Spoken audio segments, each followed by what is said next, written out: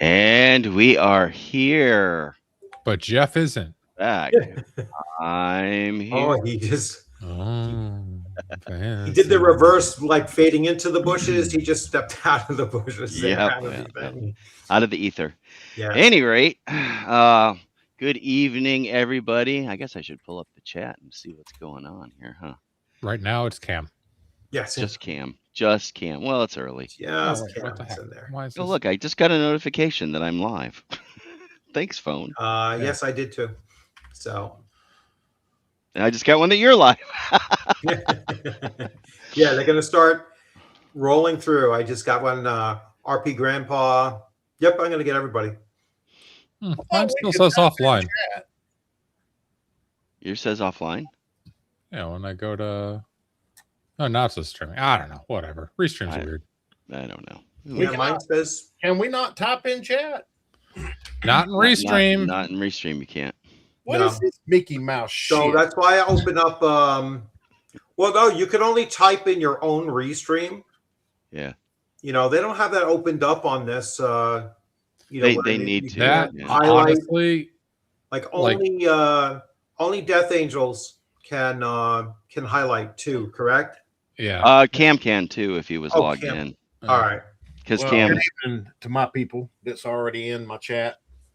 Yeah. Well, Yeah. So they're I'm going to just popping shout in out. That's here. why I have YouTube opened up too. Hey, Murder, as a matter of fact, I Sindicato. got to open it up on this Hungar. end. Hey, Shell. Hungar. You gonna help me out with Smoky Shell Con, back. right, Hungar? No one's There's helping you out with Murph. Smoky Con. What's up, brother? Pseudo. Andy, Mac. Good gracious. Now, Hungar, you know Hungar needs to follow my channel too. You know.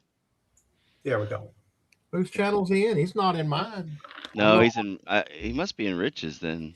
I'm the Hungar? chosen one. Yes, he might be in mine.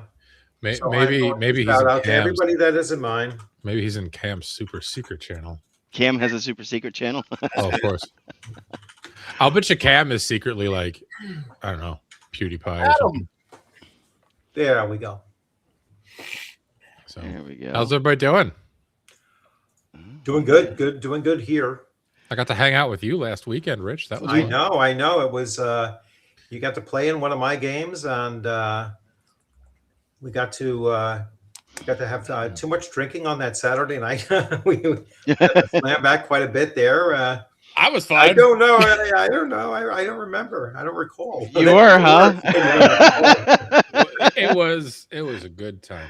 It was a very, very good time. It was a great. You know, that's the only convention that I go to where, you know, they don't have an issue with, and they have the chairs and couches and whatnot where you can just huddle around in a hallway and just, you know, have some drinks and chat up until, you know, 2:00 in the morning. We did that one night. It was like, all right, it's 2:00. I'm getting up in 4 hours. Let's call it a night. But it was a great time. I absolutely love it. I've been telling people, I've been encouraging other people to go. You know, people that I know that are great game masters and stuff. I've been telling, hey, go to this con. You're going to really enjoy it. So looking forward to next year already. And Agile Monks, got to mention this. Wow, that's a huge chunk. That is massive. Yeah, that is. That takes up a whole big yeah. I He just has that- invited him to, him and or his son, if they want my Sunday night stream. I think there'll be 3 days left, and you know, hopefully we can push him over. He's really close. Yeah, I $711 more. It's like 700 or something like that. Yeah, he's real close to hitting the. He's real close. So I want to, you know, I just sent him a message in Discord. Hey, if either of you want to come on Sunday night, I have no other topic for Sunday night, and they're welcome to come on. We have BK Gibson coming on Sunday. James, what are you doing? Somebody tell Jeff shrink the size of the nameplates and stuff. No, that's fine. Oh, you mean they're too big? Well, they take you're sitting too low. you're sitting too low. They take up half your body. That's fine. They can hide my body. James, I'm going to go ahead and venture a guess and just out on a limb. I don't think anybody's going to watch this show for our bodies, buddy. I know. Nameplates is too big. I am all I mean, you that know. is man. Click the small. Where it don't take up all the damn screen. They Look weren't- at my A cup here. Maybe Yeah. it's a B cup. it's just, I mean, shit. Jeff, it might have been an A cup 40 years ago, bud. Don't you have a small option on Restream? When he puts up the post, someone's comment, it then eliminates all of them anyway. I mean, I can turn them off if you want. No, I'm just saying. I know on StreamYard there's. Small It's like right underneath your chin, RP Grandpa. I What? can't So, win. I can't. You have to win. raise your chair up a little bit. You need a, Yeah. you need a phone book. It's all the way as You need a high phone as book. Sit up straight, you manlet. Fuck. You know what the hell you got these big ass nameplates for? The better to see your name know. with, RP It's Grandpa. visually impaired, right? For us old Maybe timers that- with glasses. Maybe that way I won't call you RPG Grandpa anymore Does because I can see it's RP No. Grandpa. You Does probably still Restream will. not have small, medium, and large? Oh God. I don't know. It's- To It be honest, does. It does. It does. What is shrink 'em? no. Well, let me it go lets you find change where the hell- I already got to endure probably half the stream listening to y'all talk about your cons that I didn't go to. Least Well, you can do is humor the old man. Look, give me a damn All right. minute. So he This has a ain't rocket point. We surgery. shouldn't talk about stream or cons the entire time. It was a lot of fun, though. I think honestly, it would be fun, Rich, if you, me, and Jeff at some point did one just to talk about the cons. Yeah, What? Sure. maybe Saturday. Jeanette is off. Uh, Jeanette is off Saturday, and I think I'd like to get her on the stream too. From If, a it- if it's early enough, I Yeah. can do it. But I've got Chubby's game at 8:15. oh no, it 9:15. would probably be sometime in the afternoon, maybe. Well, we got Wow. our stream at 5. Yeah, in the afternoon, it's possible.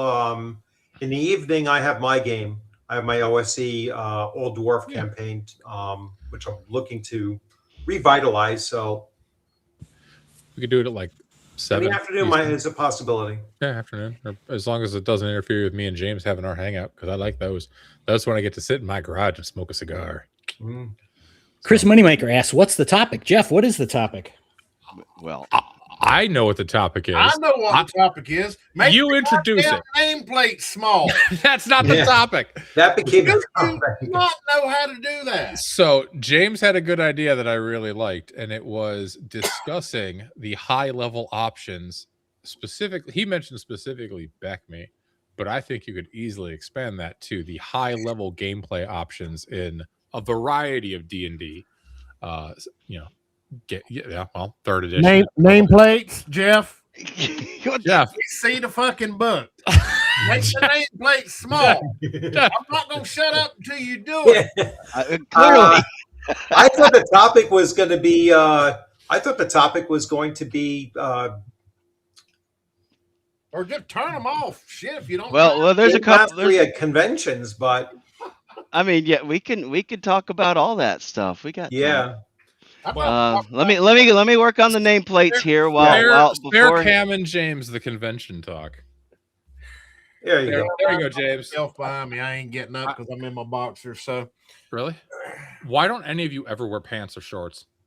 I got I mean, You, you know, Tenkar, Joe the I'm- lawyer, probably Greyhawk Grognard, constantly. Like, oh, can't get up, not wearing pants. So you forget what it's like to have a toddler in the house? nameplates All right, are kids. small. He's Turn still the working damn on it. things off. How is this? This ain't rocket surgery, Jeff. No, it's a. You have to go in there and go into. This is why There's different styles of This nameplates that is, you can do.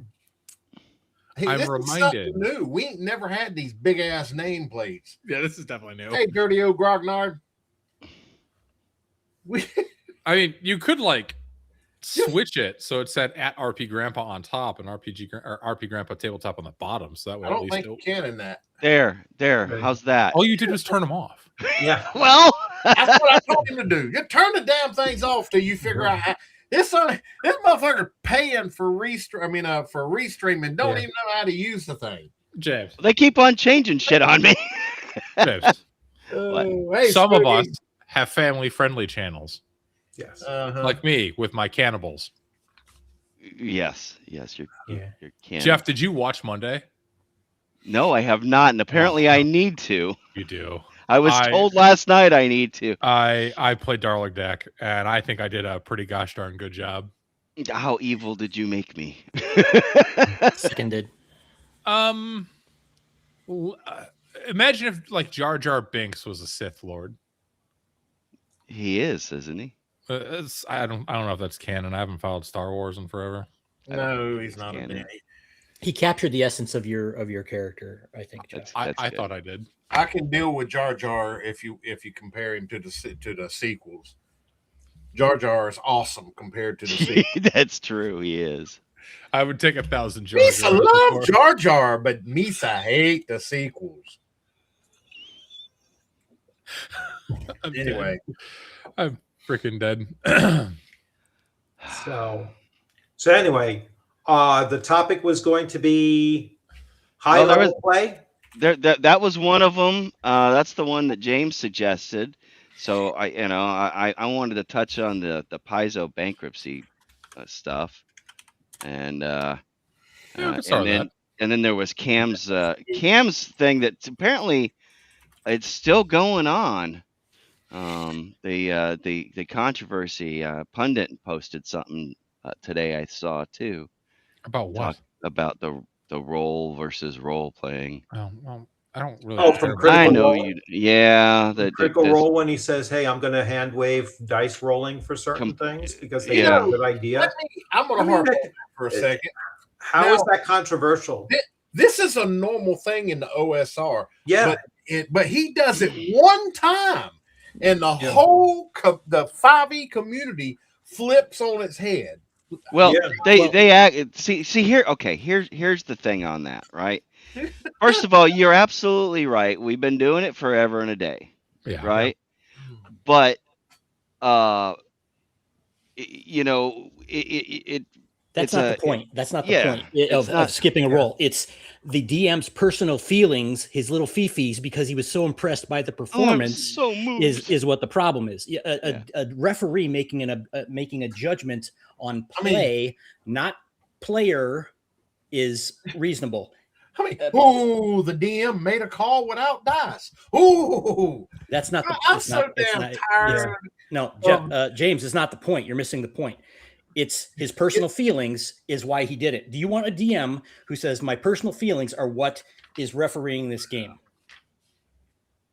Have you ever played Vampire the Masquerade?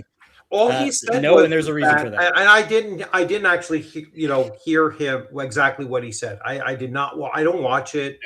Well, that's the exact point they made. I'm sorry to interrupt. That's the exact point they made, and they're making it for a reason, and that's because that's what they want the game to be: is a little story time. Yes, that's the whole point. This was a whole fake thing created and put on Polygon and all this other crap to promote their 5e garbage non-game stuff. It's not about making a decision as a GM that everybody agrees can do, right? Right. In all fairness, the whole damn Critical Role thing is scripted anyway. Yes. Everything that's going to happen before it shouldn't be a shock, to anybody that. And it's just like that whole thing. Like most of it is scripted. There are parts that aren't, but most of it is scripted, or at least when it's arced out. The story even as was thing without the dice roll thing, whatever the hell is going on with that they knew ahead of time that was going to happen. Absolutely, the whole thing was scripted. God. Yes, the whole thing was a big act to push their garbage. And people look at that like that's Dungeons and Dragons. No, it's not. Well, they also tried to claim like, oh my God, this is earth shattering. No, this has never happened in D&D before. For the first time ever. Not rolling a die. No, that happens all the time. Now here's another. That's Wizards of the Coast, and that's the 5e crowd that is more of a fans of Wizards of the Coast than they are of D&D, and they like to think that they're always, they were the first. It was like it never existed before 5e. How stunning and brave of them. There's so many of them that just They don't understand it, and they'll be like, well, this is a connection to 5e. I mean, they talk about Shadow Dark all the time. It has advantage and disadvantage. Sorry, advantage and disadvantage came out in 1993. Are they still into the odd and introduced that exact mechanic? All right. If you want to talk about inspiration points, that came from James Bond Victory Games, 1985, was it, or around there? Maybe it was even 83 as well. All right, that it was. All of those things were there decades before. Aren't they still pre-recorded though? They quit doing live. I know that. Yes, they've been pre-recorded since COVID. Mm-hmm. They're still pre-recording. So all of this stuff is scripted, pre-recorded, doctored up, everything. I mean, and this is you guys are absolutely right. And this whole you brought up the Rich, you brought up the point of God, now I'm losing my train of thought. Sorry, go ahead. Anybody else? No, well, I brought up the fact that a lot of these things that they attribute to 5e actually existed for years earlier. And it's just WotC trying to glom on and take credit for things that they had nothing to do with. Yeah. Oh, I remember what it was. Somebody said it's like, oh, this is all new. It's just like they're pretending like the first woman played D&D in 2019, right? Right. Yeah. My wife played D&D in the 80s. Oh, yeah. So no. It's have I don't even know the new DM's name. Brandon Lee Mulligan. Yes. Whatever. Or Brandon Lee Moron, as I call him. Bobby, whatever. Anyway, I sat here and looked at one of his. It was a clip, and I'm trying to figure out what the hell is up with the whispering. What is that? James, you're watching a stupid soap opera. It's not actually. It was a clip of. If anyone started whispering at one of my games at North Texas or CNY, I would have laughed at them until they cried. Well, you wouldn't have been able to hear them either. Also, damn nameplates. Now that Dan's got a point. Shut up about the nameplates. He put them back. Good. Get rid of them. Who we were. It's blocking your double chin. It's fine. Excuse me. I have a very handsome triple chin. No. Turn these damn nameplates off. I just want to hang on. History lesson. 1981. Bean Folio. Beautiful book. The Tween. Yep. The Tween has the ability to see a few seconds into the future and is able to increase its host's luck. It is also able to move material things short distances, reacting with such speed that it can affect the movement of a weapon in melee. For example, it can move a sword so that it hits rather than misses. As a result, any character or creature with a tween partner has 2 die rolls instead of 1 whenever a die roll is called for, and may select the more advantageous of these rolls. Oh, there you go. Advantage started in 1981. Yeah. Thank you very much, Dan. You're welcome. So I that's just want 11 years or 12 years before. It was a mechanic that has always been around. It really has. So.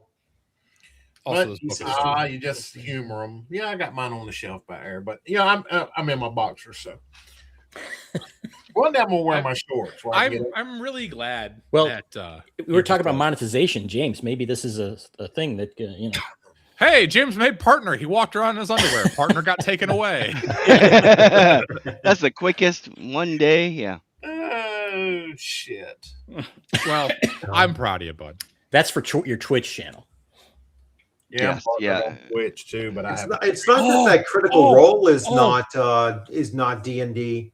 5e is not D&D. All right. If we what ever was the one that Brandon Lee Mulligan came from? What was that called? Dimension 20. And before that, it was he was College Humor, wasn't he? Yeah, it was one of those stupid Flash websites. He thinks he's a comedian. He's the most unfunny comedian I've ever heard. So because Rich mentioned, or maybe Jeff mentioned Twitch, what we should do. We're on Twitch. But we should do a Twitch only special edition where it's a hot tub stream. Wait, did I get hot tub? Well, you'd have to do that. Only Dan wants to see that. Dan, nobody else wants to see that. Yeah, we're on Twitch. My Twitch is live. You do not want to see any of us in a hot tub. No. Did you see? I don't know if you guys saw. They had again another fake scripted interview thing where this Mulligan twerp was talking to some woman. I don't know anything about her, but they were talking about this whole thing in Dice and like ha ha ha riffing about it. Again, I'm sure this was made before, and was part of the whole script thing. I mean, everything they do is fake. It's Can I make a request? Never to talk about Critical Role again? Well, I don't think anyone here gives a shit about Critical Role, and I highly doubt anyone watching gives a shit about Critical Role, so it's lame. Moving on. Yeah. Move on. Yeah. Jeff brought it up. Good job. I didn't bring No. I brought up it's all about it's regardless of Critical Role. It's the whole. This is the first time ever. You brought up Pundit commenting on it, which I also don't give a shit about because he's a putz too.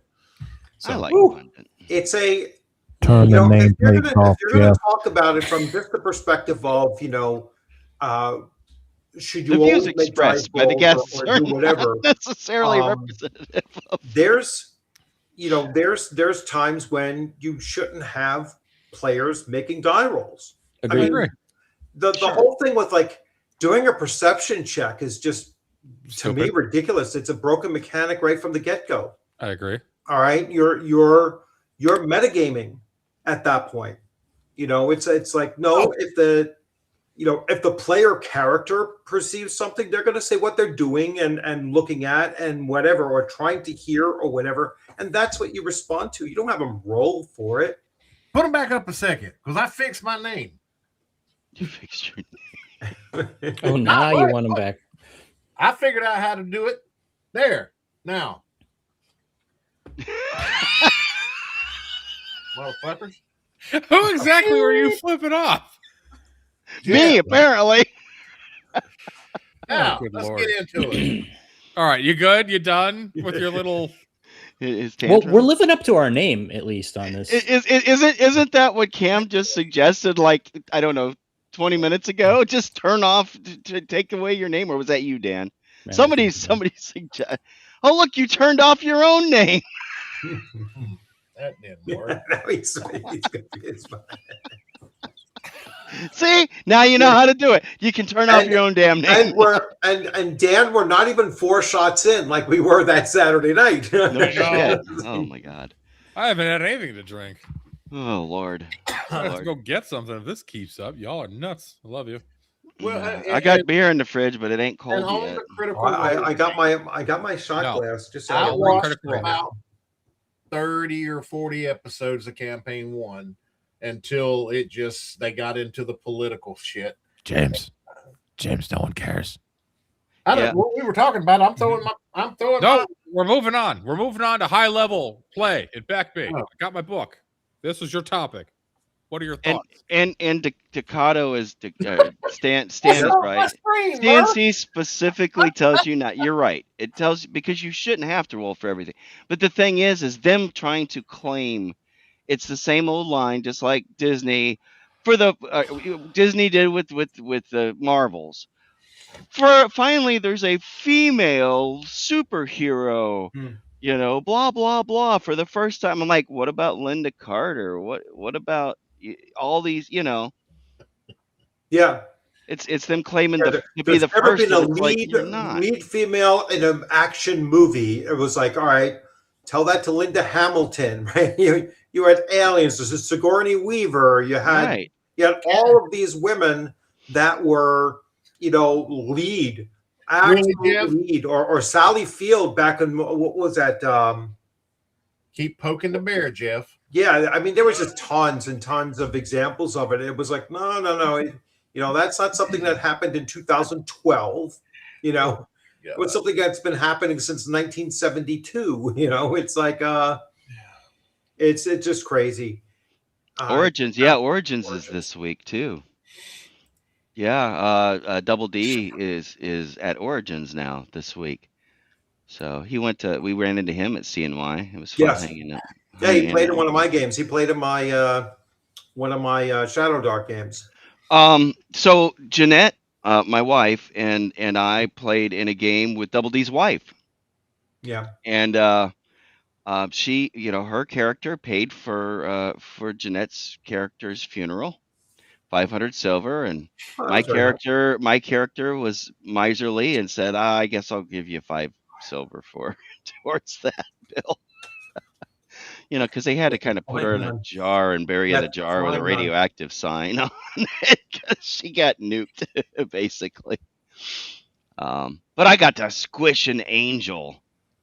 I polymorphed him into a slug and then squished him under my heel. And then I took his little tiny sword, put it in a fishbowl, then ran around on the aquarium side of that fishbowl and grabbed it out at full size, and now I got a +2/+2 sword. Nice. Well done. Black flame sword. I'm very proud of myself for that. I haven't read my rule cyclopedia in a long time, so James, I gotta thank you for this. I forgot about the dragon rulers in it with Pearl, Diamond, Opal, and the Great One. I mean, it's a good book. It is a good book. I haven't cracked The only problem I had with the rule cyclopedia is that you cannot see the damn page numbers. They are very well hidden down there for sure. Yeah, it's like, what? It's like, why would you do that with the page numbers? They blend right in with that filigree. Yeah. It's a pretty book, though. Oh, yes. Very nice book. So perception could be so. Yeah, I don't like passive skills though. I do not like. That's one of my biggest gripes. That was my first biggest gripe about 5e. Was all the damn passive skills because it teaches. So I disagree with Panglosius here. Perception is not a good mechanic. If your players need perception to figure out what to do, then you're not describing the scenes well enough. Yep. Yeah. Sorry. Yeah. That's fair. You have to give them breadcrumbs so they know what to move along with if you're in something like a dungeon or like a scene. Unless it's like an open world thing, like which hex do you want to go to? Like, let me ask a question then. Do you think that stealth or hiding or moving silently are also not acceptable? Well, I mean, they're not player rolled. Okay, right. But the point is, the opposite. The thing that's opposing those things is perception of some sort, right? Listening. There's listening at doors. There's been listening at doors from like I just said, listening at doors is in basic. So is move silently and things like that. Perception isn't. Okay, and move silently isn't it? Is listening not a type of perception? Well, no, he's talking about the perception skill there, Cam. Yeah. Okay, there's passive perception and passive. Okay, I can understand the passive thing, but what I'm saying, you seem to be speaking broadly, saying that perception, if you have an ability as a character to hear something, that's perception in broad terms, isn't it? You're putting words in my mouth. I'm asking you, is that a perception? Okay, stop and let me finish. I'm talking perception as the skill in 5e. Is a garbage skill. Yeah. And if you need a generic, what I perceive, then you're not describing. I won't. That's why I was asking. The player will actually say, Cam, I want to make a perception check. Yeah. Rather than saying, I'm going to look behind the door, underneath this rug, over here, over there. No, they just said, I make a perception check and you tell me if I find a secret door or this or that. Basically, that's the plan. That's the problem with it. Yeah. Basically, it's you're letting the dice do what you should be doing. Yes. Right. I agree. I'm looking. What do I see in this room? Well, you see a bucket in the corner, a crumbling desk over here. I'm going to go and check the bucket and check the No, in 5e, I'm going to make a perception check. What do I see? Right. No. Right. And this is how, so I've recently introduced some of my friends that are 5e, 5e primary to older style of games, and one of the things that I've told them is it's based on player skill. If you walk into a room and I say there's a desk over there and you say, well, I'll go check the desk, I might say, well, there's some papers on top and a spilled inkwell and it looks like someone left in a hurry. But if you go over there and say, well, I'm gonna pull out all the drawers and look for false bottoms and look to see if anything's attached to the back of a drawer, then it'll be, you find the key for the door on the other side of the room or whatever, right? As an example. And the other skill I hate in 5e is insight. I'm going to roll insight to see if he's lying to me. No. You decide if he's lying to you and act accordingly. Well, this actually... This came up with Mike 5e with a passion. Oh, my God, I hate it. How did we get on 5e, by the way? Was that in our topics? No, because Pangalosia said perception in chat, and I got triggered. Oh, Well, meanwhile, Shadow Sun comes to Kickstarter. Wait, throw the X up. Hey, no X cards. I'm gonna hide you. Shadow Sun comes to Kickstarter in August, and it's going to be awesome. Well, not to belabor the point, but when Mike Merles commented on this, he said, "Well, if I wouldn't call for a roll when somebody was like they unscrewed the bedpost or something and found the thing hidden in there." Right, but that's an objective thing, right? It's like, how could you miss it at that point? That's completely different from just saying, "I walk into a room, I search." Yeah, saying I search the room and then roll perception or roll investigation. Who was it that said that? If someone had to roll a perception check, the DM wasn't describing the room well enough. That was Dan. That was me 3 minutes ago. I mean, was it 3? I think it was. This conversation was more than 3. When he said that, it's as simple as that. That's why you have a dungeon master. He is the storyteller. That's your job. Yep. You have one job. Not storyteller. No, that's World of Darkness bullshit. You know what I mean. He is the purveyor of the world. Okay, well, that's what I meant. But the DM has one job, and that's to tell everybody in the group what they see. Period. Well, Jack O'Bear 4414. Sure, you can imagine things though. Senses like your 5 senses that you have as a functioning mammal. It's like your characters are the same way. What do you see, hear, smell? Mm-hmm. Feel, not emotional feel, but feel. Well, what you can touch, feeling like what's the room temperature like, that these are all things that you should be describing to the players as their characters enter into a space. All right. And so if you walk into a cold room, I'm gonna make a perception check and you roll a 2. You don't realize that it's a cold room? No, you describe it as you've walked into a room that feels cold. You're describing it. They shouldn't have to roll. That's unnecessary rolling. Listen, I'm talking about in a 5e game. If they roll real low on a perception check, do they? I mean, is it the simple stuff they just don't notice? Like, okay, I don't realize that it's cold in this room because I failed my perception. I mean, how does that even work? Well, that's just bad gamers if they're doing that, right? I mean, God. Yeah, it caters to bad gamers. That's for damn sure. Or so actually, no, it creates bad habits in gamers. Yeah. Okay. And then when you have 5e players that come down to an OSR system to try it out, they're still trying to play like a 5e player, and you're constantly correcting them. I've had this happen in my games before, where 5e players have come down to play in my games because they wanted to see what classic D&D was. I think it was an AD&D game, and they're still trying to play like 5e players.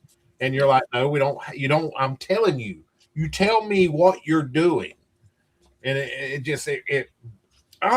just melts your brain. Okay, I understand. Go ahead. Crap phone pointed out that Grognard is French for grumbler. Yes, I think we're living up. We're living right up to it, aren't we? I've seen that debunked too. So just to Grognard. Yeah, Rich, you said that it kind of leads gamers into a bad mindset. I think that was your point, and I think there is a point. I think that's a valid point, but I also I have no problem with opposed rolls as a game mechanic. For anything. I just mentioned perception and stealth as being one of them. I don't mind it as being a thing to adjudicate, just like the same way that a hit roll versus armor class is kind of college words in here, man. So I wouldn't. I'd be reticent to throw out a game system and say, "Oh God, there you go, folks." It has chainmail bikinis. So does OSE and BX. Thank you very much. And Jeff Talanian and I both survived a ride in a demonically possessed Cybertruck. Don't know how. Oh my God! Now What That's a the story. hell if we started tonight? We'll save that. We'll save that story for the con stream tomorrow. You guys continue. I'm just gonna sit here and hold my sign. Yes. By the way, speaking of Talanian, he is going to be on the show. Not this one. Not this one. The He's one going to be on the Bad News Bards coming up on the 28th. I believe that's the date. Yep, the 28th. So What's the matter, James? Past your old man bedtime? I've had a rough day. I'm sorry. Living the cushy life down in Florida is a rough day. Trust me. I know. I don't want to get Kyle, I very much agree with you. The players have to make an effort to engage with the world and the referee. It's very important. Yes, they do. Yeah. Yes, Gaming is a two-way street. Yeah. If you just have one person sitting there preaching at you, then you're just listening to someone tell a story. So yeah. The problem with it is the 5e players are conditioned now. And the thing is if you take old players, people that played the older games first, and run them in 5e, they're like they literally are superheroes. Yep. Because they know how to take advantage, and they know why they have a 10-foot pole, and they know all that shit. And so they're not doing it like that. Is so the 10-foot pole even on the equipment list in 5e? Yeah, it's still in there. It's still something you can buy. Yeah. You sure? Yeah, I don't know. You want me to go check? I can bring up my now defunct D&D Beyond account. No, I can look. I think I still got the PDS for the old 2020 or 2014, but no, we're talking about 5.5. I deleted all of them. I don't even know what we're talking about anymore. The important thing is I made a sign, and my sign is awesome. Oh no, I didn't delete them. All right, let me see. Best sign in the history of the show. Oh look, there's a Rainbow Beyond. Never mind. I'm not gonna open that. What? Don't even bother. Go to D&D Beyond. You'll see what I'm talking about. Yeah. Why would I go there? So. All right. Yeah. You know what? These are the those are fun rules. Is equipment even in the 5.5 players guide or player handbook? So here is the Arduin Pocket rules. There are 7 cards, and they all have the rules on them. And then there's other cards in there, character cards and equipment cards and whatnot. So yep. Yeah, great fun. I was they were a huge hit. Yep, I was in a game with Jeff and his wife Jeanette and Eric and Rach Tenkar and a gentleman named David who's really cool. And if you've played any basically D20 based RPG ever, you can pick these up and start playing Arduin in like 3 minutes. Yeah. So. And on the July 5th stream, you might be able to get your own set. Jeff, stop talking about your other show. Hey, why? Because we're not here to pimp your other show. We're here to grumble about how much 5e sucks. Well, hey, at first I was getting grumbled at about the damn nameplates. Well, that was just your technical ineptitude. Well, yeah. I didn't see a place to change the size of it. I could change the style. I see you've got the Joe the lawyer slouch. I told you you could change the style of it. Yeah. What book? I don't even know why I still have these PDFs, but what book? He's looking through all of his. I'm looking for the 10-foot pole, but what flipping book is the equipment in? Player's Handbook? Yeah. Should be in the Player's Handbook. Do you? There it is. Never mind. I had to go down to the thingy there. Okay, let's see here. All right, so one thing that I think people should be, people should be looking to do, and that is to expand their experience with multiple game systems. I agree. Do not. You could be saying I have played D&D BX for 40 years, and I'm not moving to anything else. You will never become better than what you're at now and what you've been for 40 years if you keep on doing that. There are so many great ideas out there that you're closing the door on, regardless of what game system you have, you have sunk yourself into on a near permanent basis. There's just It's why when I look at a system, and I've said this to people that have that have created their own game systems, right?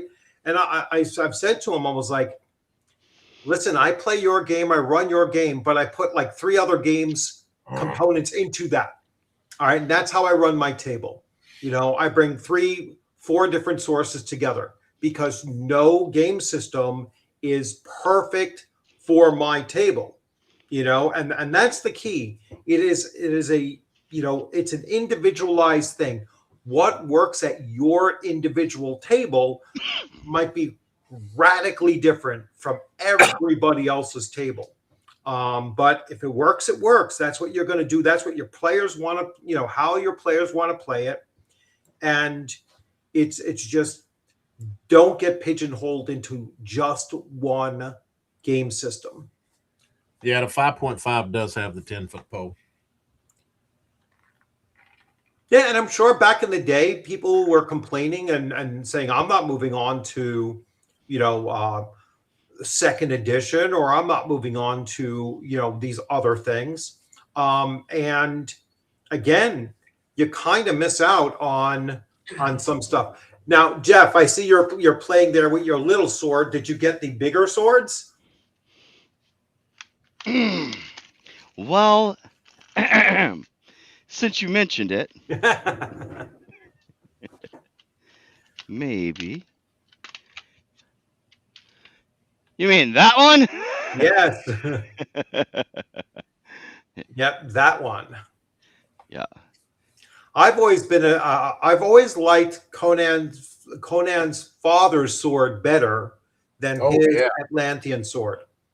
Little bit of a difference. Which is why I have it on my wall behind me there. Little different in size. That's not a sword. That's a sword. Yeah. Yeah. Hey, Stephen Kennedy. And I actually he called me today. George called me today.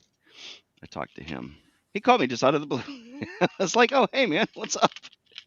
And he was wanting to know how everybody liked how everybody liked the game. Really, what they really thought of the game. I'm like, dude, my wife loved the game. That was her favorite game. Was the Arduin game of the ones we played. That was her favorite. So I said, you got a stamp of approval from. She's not quite a normie because she does game, but of compared to like Dan and myself. Hey, Vet. George.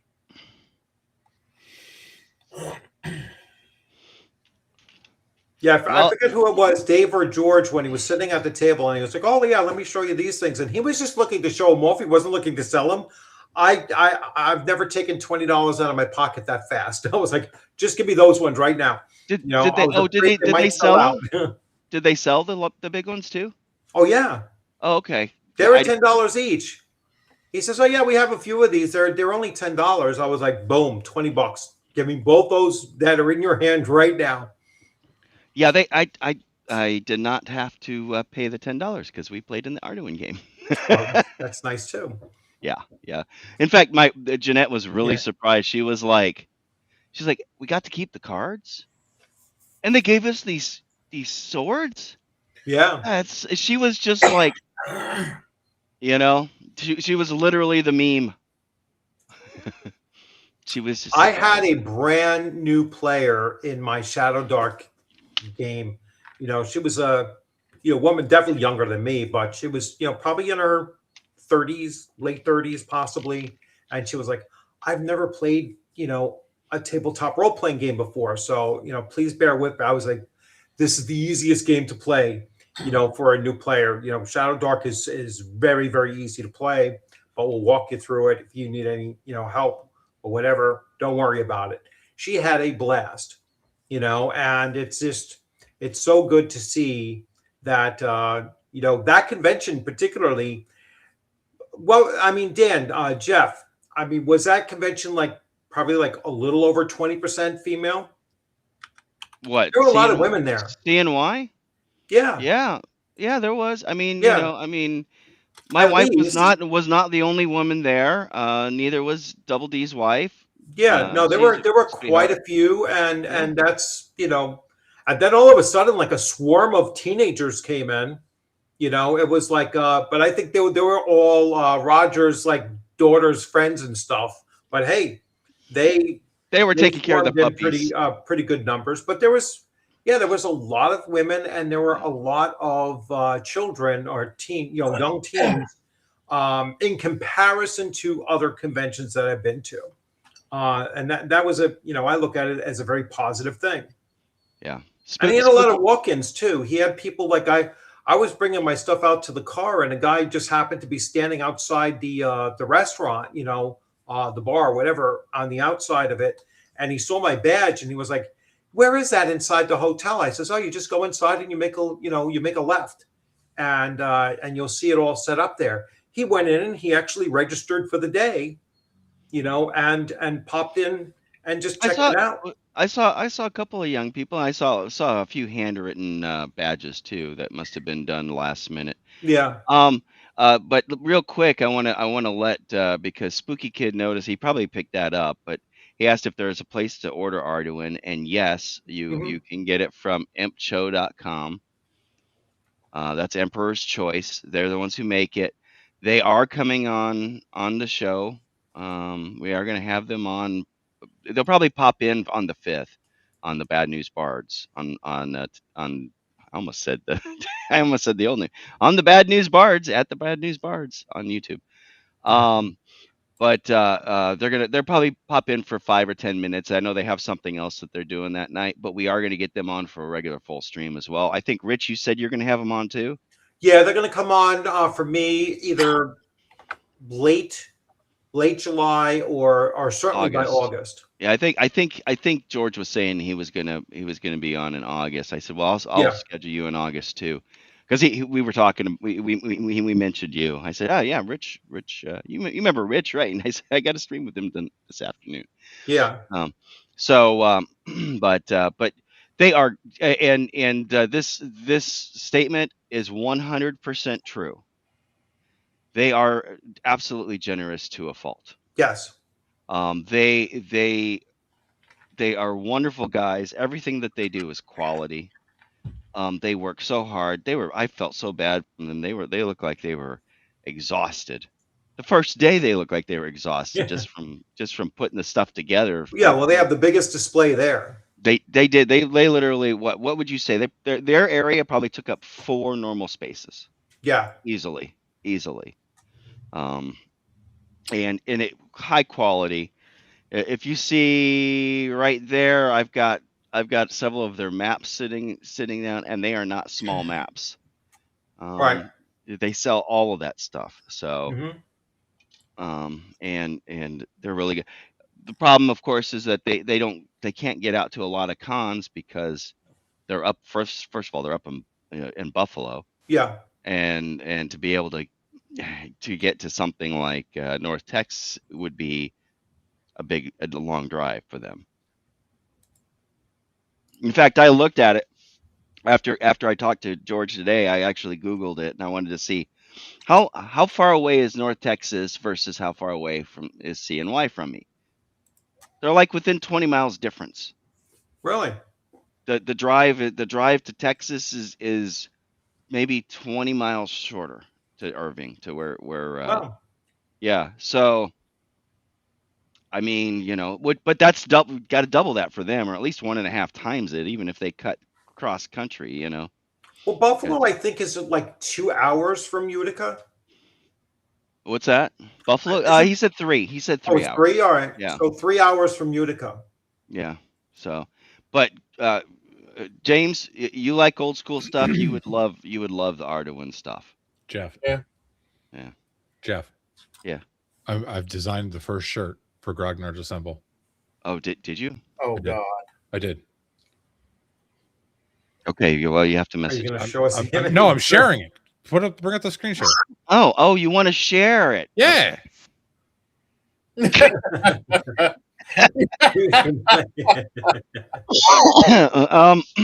just said we might have some issues with licensing, both from Wizards of the Coast and from Talanian on that. No. I'm not selling it. This is for me. I'm just going to wear it every single show. Yeah. And then anytime you guys start talking about 5th edition, I'm just going to stand up. and then turn around, do a pirouette. Yeah, I'll just sit there and spin, like I'm a rotisserie chicken. Oh my God. So let's see. Well, we've already hit that. What was this you were talking about, James, about OSE changes? What's going on with that? Explain what you were talking about in the chat. You said that there was some changes going on with the OSE. Supposedly, they're combining the books primarily. They're combining the books. They're no longer going to print separately the classic. Well, I've done multiple videos on all that where they closed everything out on the backer kit, and they're saying that we're going to get the PDFs well before the hardbacks come out. So, I mean, that's going to be fine. But yeah, they're basically, which they say that they're. I think the name is not going to be Classic Fantasy and Advanced. That's just going to be Old School Essentials, and they're going to have Classic Fantasy as some kind of an optional thing, or it's either going to be optional or it's just going to be merged into it with the racial classes and the core classes. But that's how the current book is now, anyway.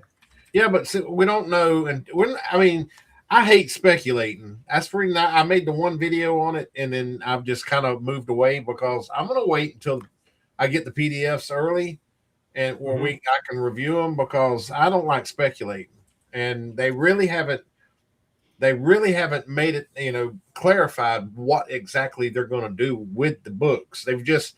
They're like, okay, we're going to reword stuff to get away from the OGL, and then we're going to do this and we're going to do that, but they didn't delve into it. They just kind of touched on it. Like we're going to import, what was it? Some of the stuff, Rich, the mechanics for the multiple attacks they're going to add in, which is coming from AD&D, and then some other AD. They're just adding some more stuff to make it a little bit more advanced.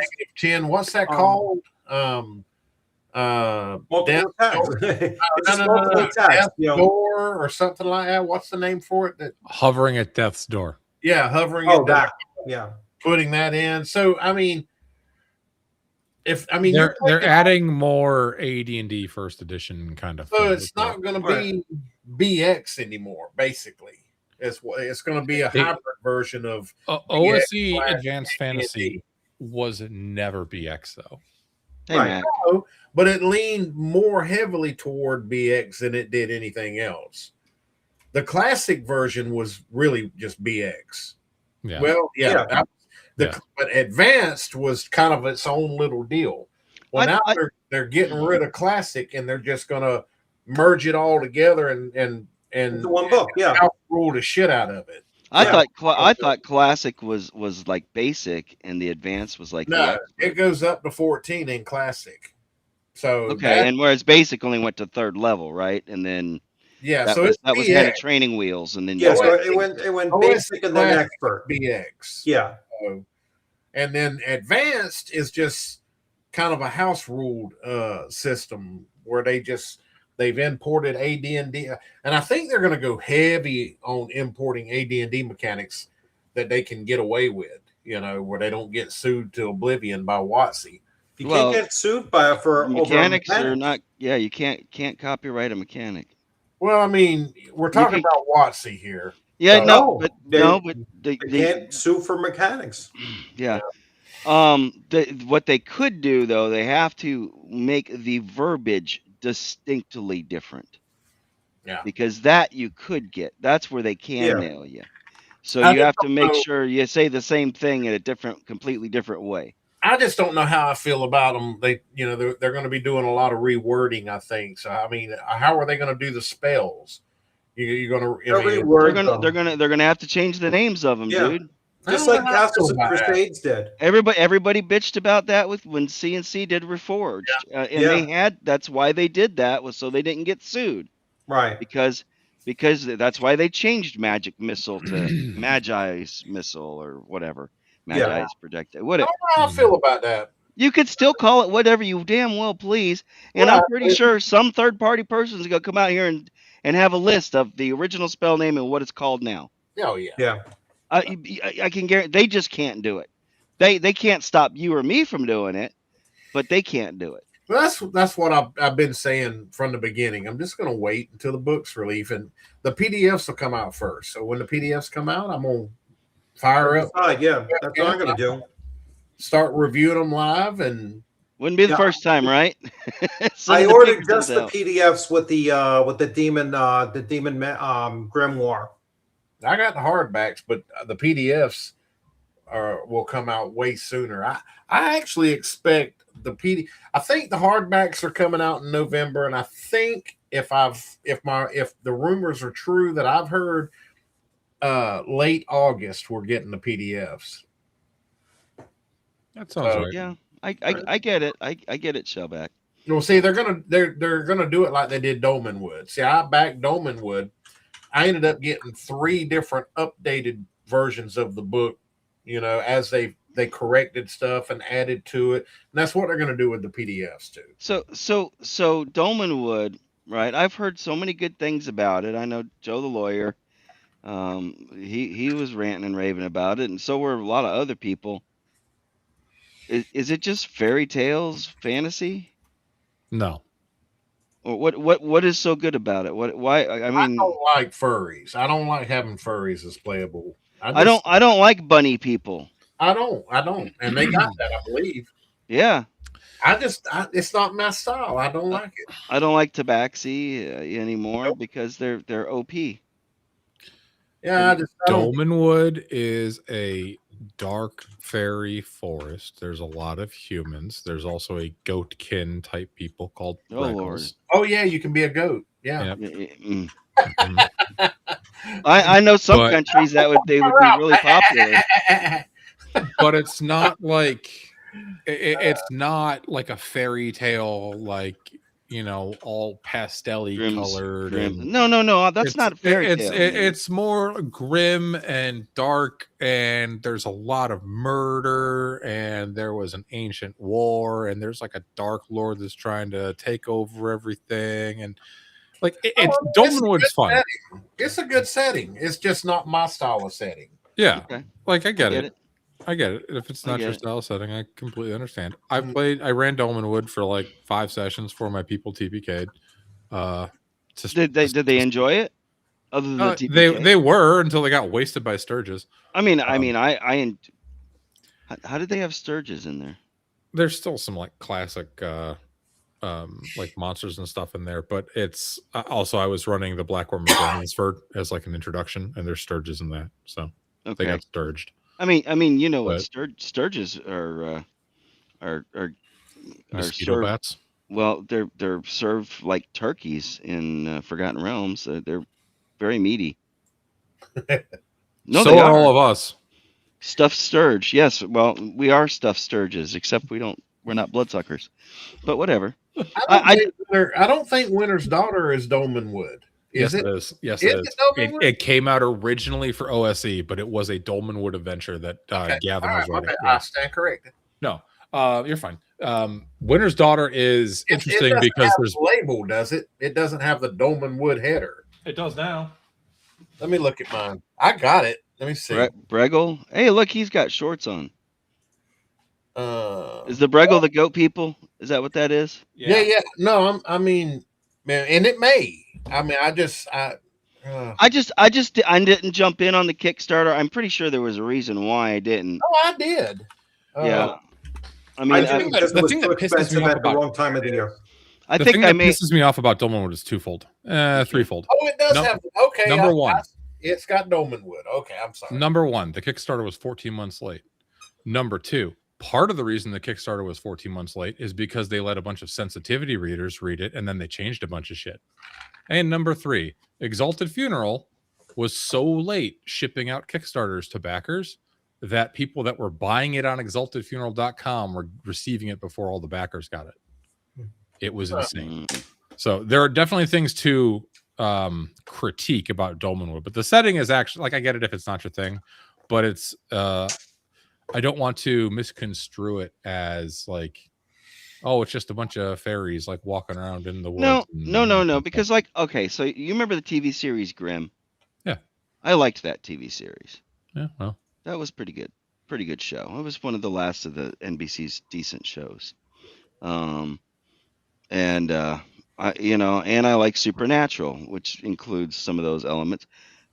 Didn't they cancel that? Supernatural, no, it didn't get canceled. They finally finished it after like 14 seasons or something ridiculous. Okay, I never watched it. So. When did Dolmenwood launch its Kickstarter? 2023, I think. No, but you know what month? 2022. Wow. Was it 2? I think. Yeah. What month was it in? I'm fixing to go look now. I think 2022. For me, it's like I cannot or won't back any Kickstarter that launches and completes in September, October. August 9th, 2023. And August, so it's too late in the year. You know what I'm saying? For me. Yeah, it's like it's just bad timing. There are so many Kickstarters that I'm like, OSC was the same thing. When they first came out, I will not touch it if it's, August, September, October. Actually, Welcome to Dolmenwood was released in 2021. Welcome to Dolmenwood was a zine. But I'm just saying. Because Dolmenwood was built because it's like Gavin Norman's homeworld. And what Merce here is saying is exactly the reason. Merce, that's exactly the reason I have tried my to talk Chubby into doing an expansion for Shadow City. That is on the Supernatural / Buffy / what's the guy? Anyway, so that type of modern or modern-ish, Monster of the Week or Monsters of the Week type of thing. That would be, I would love to get back into something like that again. And I may have to use Amazing Adventures. Jason Bay, I was talking to him, and he was talking. He says the bestiary is getting ready to come out for Amazing Adventures. So, and he worked on it, and he says I definitely should look at Amazing Adventures if I like CNC. So, is Amazing Adventures out in a reforged version? I don't know, because I think that was supposed to be something that they were working on. But, I have to be honest with you. I mean, as much as I love CNC and all of that stuff, they really do need to address their layout and their formatting of new products. I cannot use, and I've told them this, the new Monsters and Treasures is completely useless with its table of contents the way they have it listed. Dresden was one of them I was talking about, Mac. Dresden, and then Constantine. Dresden and Constantine. Those are the that's what I want him to do, something like that. Sorry. Constantine would be fun. I'm going to jump over to Bill's stream so I can go TPK a bunch of people in Expedition of the Barrier Peaks, because now I'm playing a magic user that has Fireball. So nice. Good. Have a good one, Dan. They TPK'd last week, so yeah, that was fun. So. All right, Dan, we'll see you in a bit.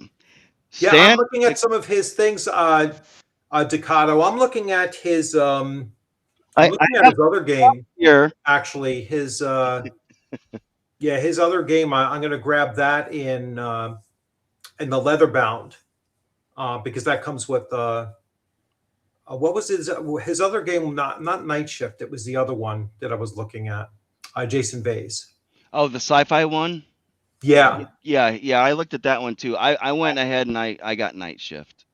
Yeah, I'm going to grab the sci-fi one. I also want to grab Blackwall Games Dropship. That was a lot of fun to play. Have that. I've got a box. I've been looking through it for swords and stuff because you mentioned them, but actually I've got a lot of stuff in there to pull out, including a couple of things that I'm going to be doing a giveaway on the 5th for. Hey, Yeah. Roy. Hmm. No, I was just. I can't. Yeah, 13 parsecs. Yes. 13 parsecs. Yeah, that's it. Yeah, which I scared the shit out of him because when I saw 13 parsecs, I was like, did Modiphius have that same title? And he was like, you got to be kidding me, because Night Shift has a game, although it's a board game about from like New Zealand or something like that. It's about a bordello, so it's like a board game for women of the night kind of board game that's called Night Shift. So you're playing the third shift prostitutes in a board game, which I was like, all right, that's a pretty interesting thing. But when I thought it was the same title, he was like, oh, please don't tell me that. So I had to look it up real quick, and they're 5 parsecs from home, and his is 13 parsecs. What is it, in space or something like that? Jeff, I have an off-topic question. Sure. When you turn around, your whole green screen turns with you. How are you? What is that? His green screen is you've got that attached to your chair. No, the camera moves. What? It's a moving camera. Oh. It's a PTZ camera. This is not a cheap camera.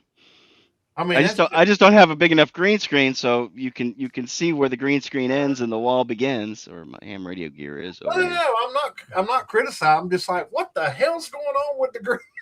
Okay, all right, back on track. Well, you asked. I turned it on because I was leaning down like this, and it's nice it'll follow me down here, or if I sit up here, it'll adjust. But if I turn off the AI, see now. Jason, I think Night Shift was also it was a video game too, right? I think there was a video game, like a Sega CD video game of Night Shift as well. Well, I mean, yeah, I don't know what. I don't know what. I don't know. Movie. I mean, it's a pretty common term. Yeah. My wife works the night shift, so right. You can't necessarily copyright a common word. So, but Oh, you got the leather-bound version of it. That's pretty awesome. I saw that. Yeah. And I'm gonna get him on the show soon too. I talked to Jason, about coming on as well, because he not only did work for Troll Lord Games, but he's also done work for, he's got his own thing going on, like we were talking about, 13 Parsecs at Night Shift, and what's the other one? He has a few. He's got a couple of them out there. Yeah. Let me bring it up real quick. Elf Lair Games. I thought of Night Court too, but that's a comedy. No, I think there was in the 80s there was like a Night Shift or something like that. Yeah, there was a show. Was that like the judge that rode a motorcycle or whatever? And I don't remember. That might have been Street Justice. I don't know. There was a whole bunch. So yeah, he has Wastelands. He has CD8 role playing. He has 13 Parsecs. Mm-hmm. And then I think Wasteland's a Night Shift. Those are the three or four game systems that he has, or games that he has out there. Wastelands, I don't know what Wastelands is. Well, his company is Elf Lair Games, I think it is. Elf Lair Games. I'm looking at it right now. Yeah. So you can go to elflairgames.com, right? And yes. I think and look that up here. I picked up a bunch of stuff. So yeah, I'm gonna have to. I've got stuff. I got stuff from Greg Gillespie. I got stuff from Greg Gillespie at North Texas, and got more stuff from him at CNY because they had more room. Yeah. And just in case if anybody's in there, I know you see Nightbot in there, but there is currently a Kickstarter going on, not just for Agile Monk. He's got 5 days left on his. Yeah. Everybody, we would like to urge you. Agile is literally the patron saint of the OSR D&D YouTube channels. Yeah, he's channels. Yeah, everywhere. he's everywhere. I'm surprised he is not here yet, but you know, and he is a super nice guy and super honest. And when he put on there, when he set his thing, he's not playing the game. He's not playing the Kickstarter game that most of them do. Most people will get in there and they'll set a really low bar so that they can say, we're funded in 5 minutes," and he's too honest to a fault, Mm. and said, no, that's not honest to do that, even though it would have probably benefited him in the long run. So, you Yeah. know, and of course, Chris Moneymaker, who you see in the chat, also he's got a Kickstarter going on, and that's how he's actually selling his tickets for DarkCon. So if you're into Dark Sun, you want to meet Chubby Funster, or and if you're like one of the first 100 people, I think you're going to get a free copy of the new Shadow Sun. Cool. It should be out at that point. I think he's going to be giving it away. Well, Chubby will probably be at ShireCon in September, and so I'll grab a copy of that when I'm there. Yeah, it should be. Well, this is. I don't know if it's going to be out in September. It's probably coming out in September, I'm guessing. Yeah. Yeah. Because the DarkCon is in October. October 26th, I want to say. Right, Chris? Yeah. So and then sometime next year I'm going to do SmokyCon. So, Rich, I'm going to have to get you to go on vacation down here to Tennessee. That's a tough pull. I'm telling you, that's going to be a tough one for me. Yeah, I know. Well, you still work part-time too, right? So yeah, I still work part-time, and there's just what time of the year it's going to be. I'm looking at spring, probably sometime in the spring. Spring. I want to hit the June crunch because there's so many cons in June. Right. And plus, I want to hit those cons. I'm planning. Yeah, you want to go to those cons, yeah. Yeah, I'm planning on going to North Texas, and I'm planning on going to CNY again next year. I'm just going to take 2 weeks off, is what I'm going to do. Yeah. And just and hopefully I'm going to hopefully own a new vehicle at that point that'll be roadworthy enough to drive all the way out there. Well, yeah, that's my other issue too. My car is not. My car is just not good for that kind of drive. Yeah, I rented it. That's why I rented a truck. I rented a pickup truck. I don't know if you saw what I drove. I had a Ford F-150, a 2025 or 2026. Yeah. With that stupid auto, Oh, I hate that. You could turn it off, but as long as the drive as that was, I kind of was worried. Yeah. Especially towards midway through when you start getting that what do they call that road highway hypnosis or whatever. Yeah. Or you kind of Gary, ShireCon is in Connecticut. It is New Canaan, Connecticut. I would love to do that. I have several things from Tom Wilson. Tom Wilson, yeah. He is a great guy. I think I just got a notice while I was at the con that it's getting ready to ship or whatever. The most recent, the Singed, I think is done. Yes, I just paid. I just paid for the shipping on that. Yeah, and that was a great game. We had a lot of fun. Dakota and I played it. Oh, you got to play it? Yeah. It is.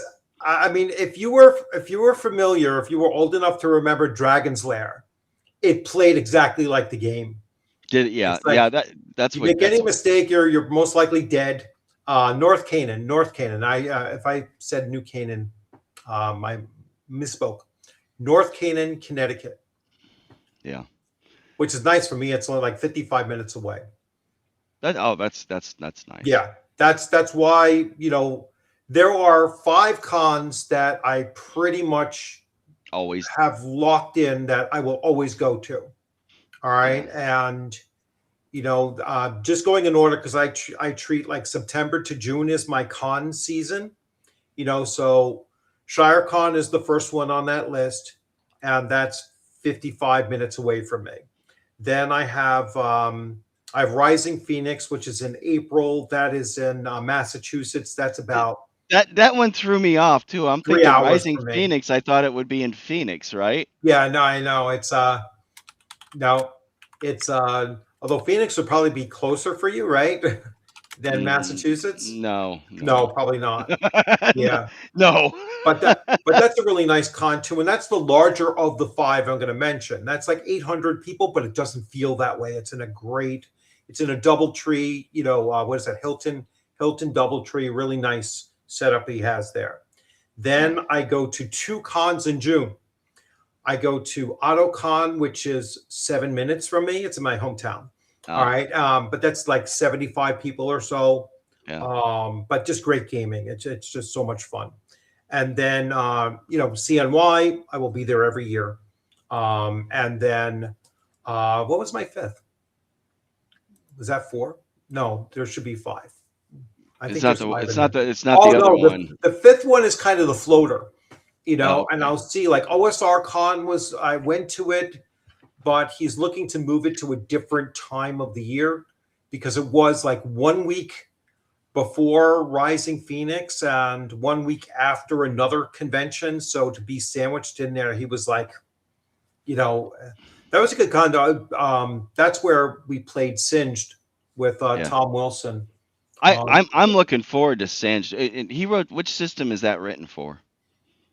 Dragon Slayer. Is that Dragon? Oh, that's right. Yeah, Dragon Slayer. Slayer. He wrote it for Gillespie's system. Yeah. And he did something.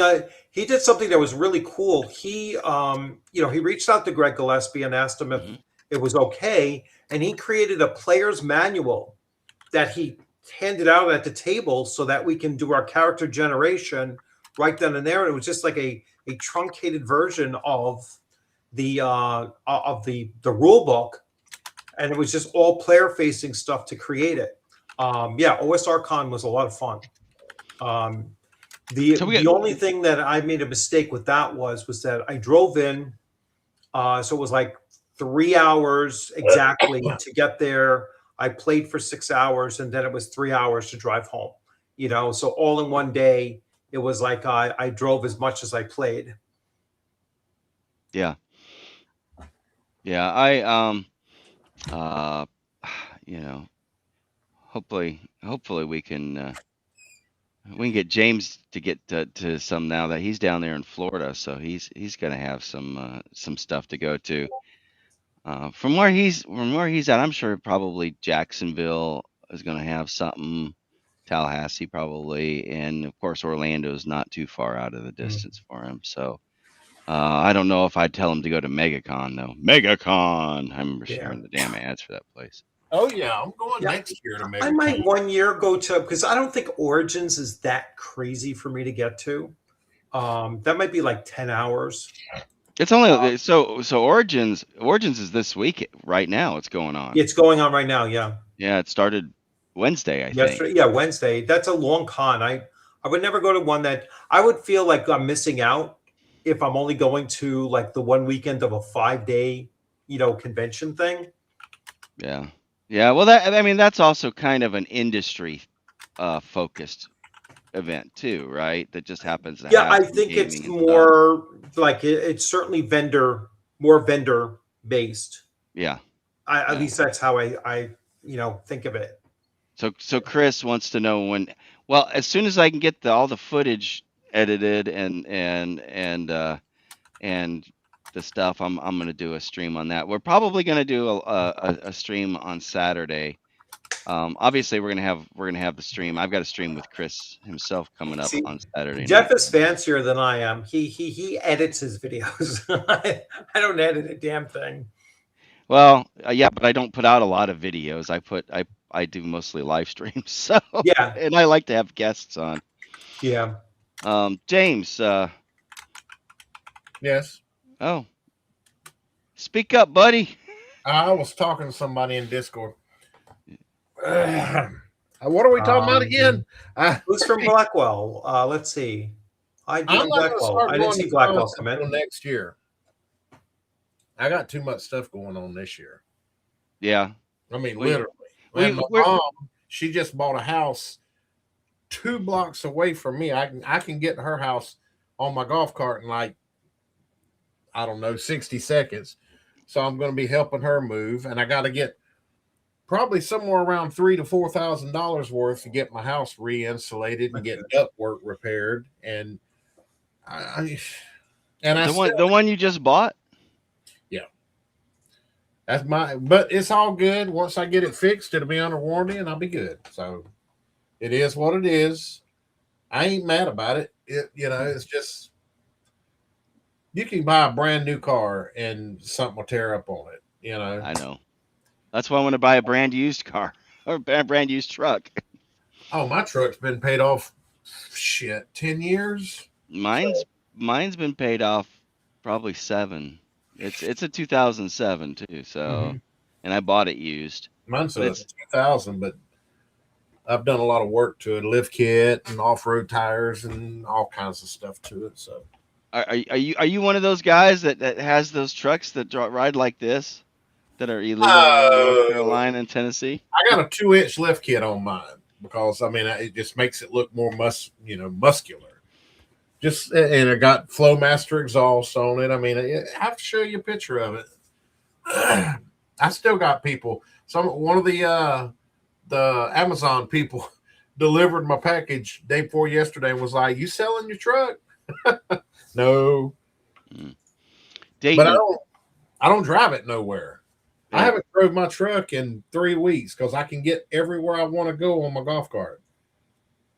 So, I could probably drive down to my mailbox in a golf cart. That might be worth having one for. I was just gonna be like everybody else in the South, though, get a 4-wheeler, or live dangerously and find an old 3-wheeler that still runs. I got a nice golf cart though. It's street legal in there. It's lithium powered though. It's not. It ain't street legal here because there ain't no street that you could drive it on except my driveway. Yeah, where is Origins? That's in what, Canton? That's in Dayton. Oh, that's in Dayton, Ohio. Yeah, I think Origin or no Columbus. Columbus. It's in Columbus. Yeah, I got to get with Delver and find out what we got down here. And see, I don't even know if does Delver go to Bill go to conventions? Does he ever? Does he actually go to conventions? Yeah, actually, he's going to EdCon in July. Where's that at? That's in Lake Geneva. That's Heidi Gygax's. That's the E. Gary Gygax convention. That's I got. Damn, yeah. He's gonna fly up there then. Okay. He's a special guest. He's buddies with them, so he's gonna be a special guest up there. So, he went to a couple of cons. Yeah, I got to find out what we have down here. But he's hit 10,000, so I think it's 10,000 now subs. So he's going to be putting on the a con, a real life con, next year, I believe too. So Columbus, Ohio. I finally, man, this thing was slow. 9 hours and 25 minutes. That's actually doable for me. Columbus is probably about 5 hours from me. Yeah, maybe. Yeah, 6. That's actually doable for me. But I don't have any connection with anybody at at that convention. Like, I don't even know who organizes it or whatnot. But Origins is like the International Blah Blah Blah Gaming Association or something like that. Oh, the Gamma, right? Yeah. It's like the industry thing. So it just so happens that they do, because they have board game stuff there and all kinds of stuff. Like I said, I know Double D went there now, and I think was it Gary in the chat said he went, but it only went for one day. Oh, sorry to hear that, Agile. Oh man. I have a medical thing coming up soon too. Need a hernia operation. So it's not going to be, I got to see when that's going to happen. I'll find out on Tuesday. Yeah, mine is like July 8th. I got a medical. Yeah. I should pop into one of 10 cars, gamers health things, and just Yeah, talk about I'll tell you, man. that. I watch that every Raider. every week. I try to catch that one. So Dayton, Ohio is 6 hours for me. That's yeah. It's 9.5. It's like what I say, 9.5. It's like 9.5 hours for me. I could possibly do that. I could. And I could where's do your some convention times. going to be? Where's SmokeyCon going to be? It's gonna be down here in the Smokies in East Tennessee, near Is Knoxville. there a Yeah, just town look in up East just Tennessee or look up Knoxville, Chattanooga, something like that. Knoxville? All right. Yeah. Yeah, when I start back next year, I know I'm going to MegaCon and I'm going to Dragon. MegaCon. Sorry, you'll understand what I'm talking about, James, when you hear the commercials for it, because that's how it gets in that MegaCon. They're the only two that I know about. I got to find out what there's some smaller ones, I think. Oh, it says for me 11 hours and 40 minutes to you. Let me To see. Knoxville. Yeah. What are the D&D? See, that I would have to. Pensions and- I'd have to stop off on the way. So we have GCX. What is that? Where you're up Wildwood, right? Yeah. Oh, Yeah, James is near Wildwood. That's where the turnpike starts. Then we got MetroCon. We got Metro down in Tampa. Yeah, that's then, Tampa's probably. There's another thing in Tampa too. Tampa's like 45 minutes from me. And then because you just go down 75. You just go down 75 there. Then we got the Florida Renaissance Fair for D&D, and then we got the Museum of Dungeons and Dragons. I don't know what that is. I cannot imagine it being only 45 minutes from you from Wildwood. I want to say it is. Let's see here. No, because it's 2 hours. It's 2 hours down I-4 from Orlando. Let's see. And Orlando is way further south. I stand corrected. It's 1 hour 13 minutes. Bullshit. I'm looking at the map. I believe you, but I don't believe that. 1 hour and I'll get there. I mean, it's only 70 miles. Yeah, well, it's only 70 miles to Tampa from Orlando too. Let me see. And Orlando is 52 miles from me, so I'm like right in the middle of everything. You're north of Orlando. It's like an hour to get up to you. I'm really like not north. I'm like, but Orlando is a reasonable drive. You driving to Orlando was like me driving to Knoxville. Hey, 2W1 vet, did you go to CMYCon? Because that should that's like probably a little over an hour for you. I was going to MegaCon this year, but right when it happened, I was in the middle of moving down here from Georgia, so I missed it because I really, really, really wanted to go meet Star Wars Theory. Yeah, Theory sabers. I want one of his lightsabers. He's a good guy. Not too bad for a Canadian. Yeah, but I don't. Does he live in Canada still, or is he in the States? Yeah, I'm pretty sure he does. Who, Greg Gillespie? No, I know Greg Gillespie does. He's a professor. And he's been on sabbatical for like a year or two, and so he's getting ready to come off of that. Doesn't he live next door to Condor? Condor's in Nova Scotia. Condor's in Nova Scotia. He's on the island. He's in Canada too. Oh God! Because they don't say out; they say oat. Oot in the boot. I have a Nova Scotia duck tolling retriever. Does that count? No. Well, that's as close as we can figure. Using Google Lens, that's what it says it thinks she is. Cam, you've been quiet for a bit. He ain't said a damn word. Hello, Cam. No, he hadn't said anything since the discussion earlier. Did you fall asleep, dude? No. You did? No. I've been here the whole time. Oh, okay. What's going on, man? Anything else you want to talk about? Are you masturbating the midget porn over there? Oh my gosh. James, we got to put a filter on you, buddy. Hey, I didn't say one cuss word. Yes, you did. Earlier on, you did. Lies. Lies, all lies. Yeah. So, well, we might be past the topic stage. I don't know. Are we wrapping up here, or what's? Yeah, kind of. I mean, we never got into the Immortals for Beckme, did we? no. I mean, if you want to go back to talking about, what we were supposed to be, which was the high level play, I got into this thing with Shadow, from Shadow and Son, where he, he's all about, I want, high level play and want to get into that domain play and blah, blah, blah. And I keep on turning it around on him. And obviously we're not going to see eye to eye on it, but I'm like, I don't want to spend session time doing domain play. And I don't think anybody else at the table wants to do that either. When we come to the table, we want to play. We want to adventure. We want to do something.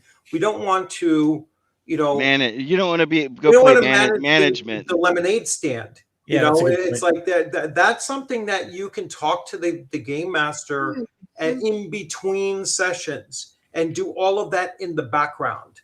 But yeah, I mean, that's why so many systems, even if they do have domain play, it's like they don't focus on it.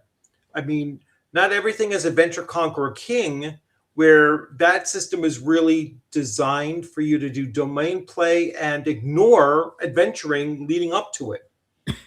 Yeah. But that's its niche. Let me ask you a question. In the past, when I used to game, long-term campaigns and things, we used to talk about the game out of game with the DM, and interface away from the table all the time. Do you guys do that still, or it's kind of a rare thing these days for me at least?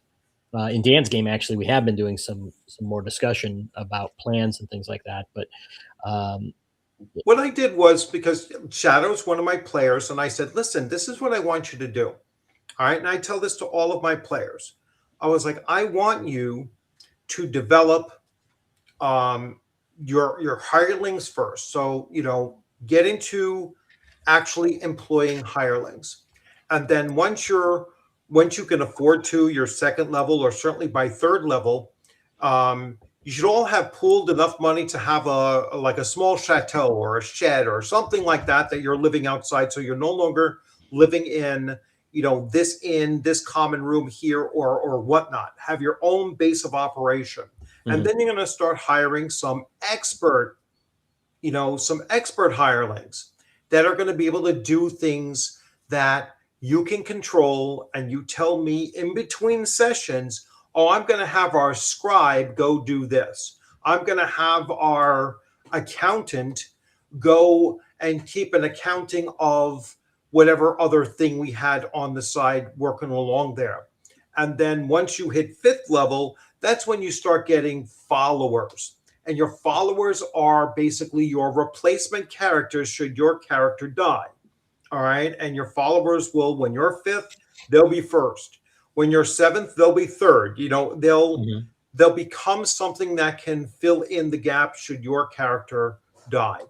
And that is as much, none of that happens in game time, session at the table. All of that is happening in between, private conversations, because the other player characters wouldn't know about your own little thing that you're doing, unless you decide to include them in that discussion in between game sessions. Mm-hmm. Right. Well, the thing that I found funny is, again, I'm talking about when I played back in the 80s or whatever, and now we have more communication options available to us. And just from my own personal experience, I have less, more opportunities, less interaction. It's strange.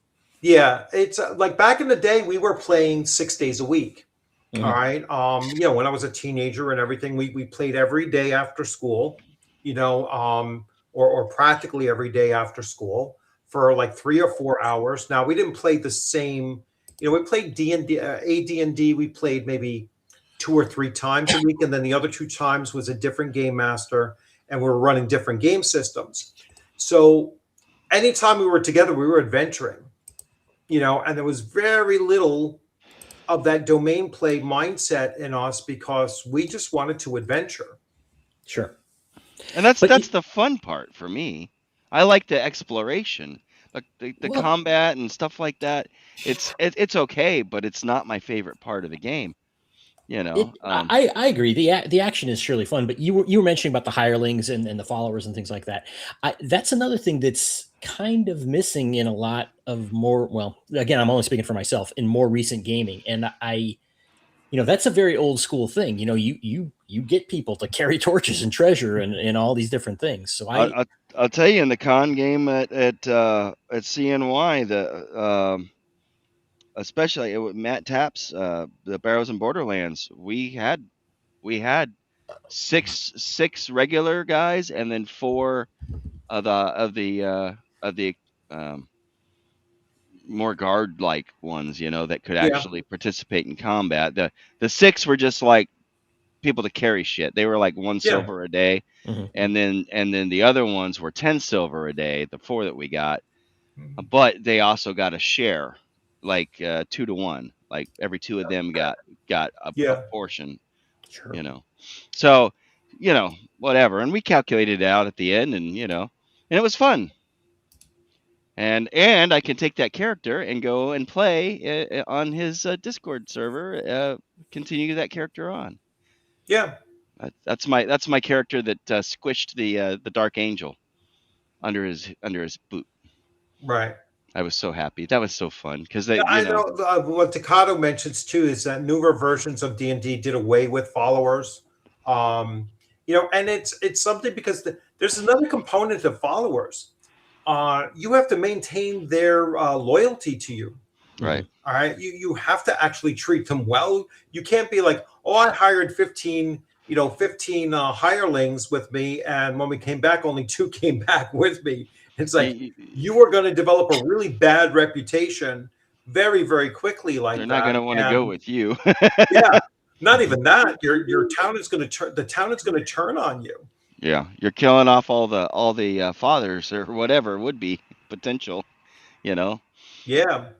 So it's like nope, you'll turn that town against you, and that's part of the, if we want to talk about like domain play, to me, the way that the world starts looking at your characters, and your character group as an entity, that's domain play as well. Domain play works in that direction as well. Mm-hmm.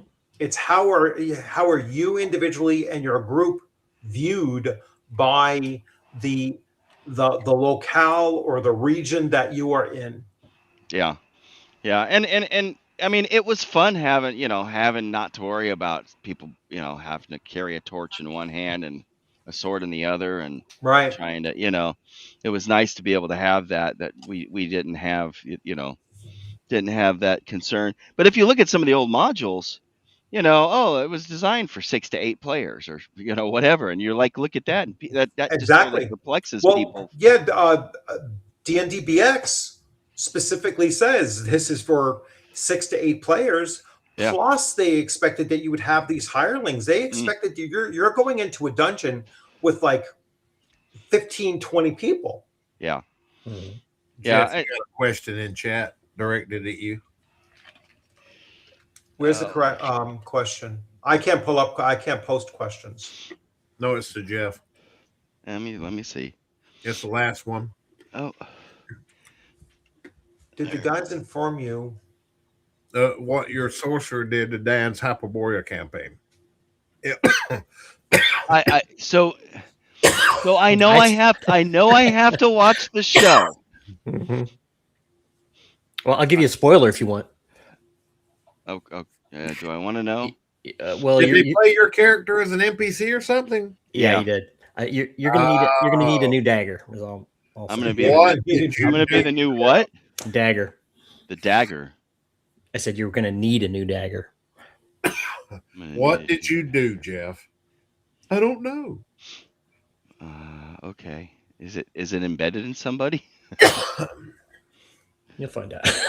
I'll find out. Thanks. The dagger in the stone. Did I stick it in the stone? Yeah. You got stuck in something. You got stuck in something. Maybe you don't want to watch the replay. I don't know. I have to because the game is Monday. Was it a really good dagger? No, it was. I think it was a regular dagger. At least that's the way it was played. So, yeah, you should at least watch on fast speed so you know what's going on.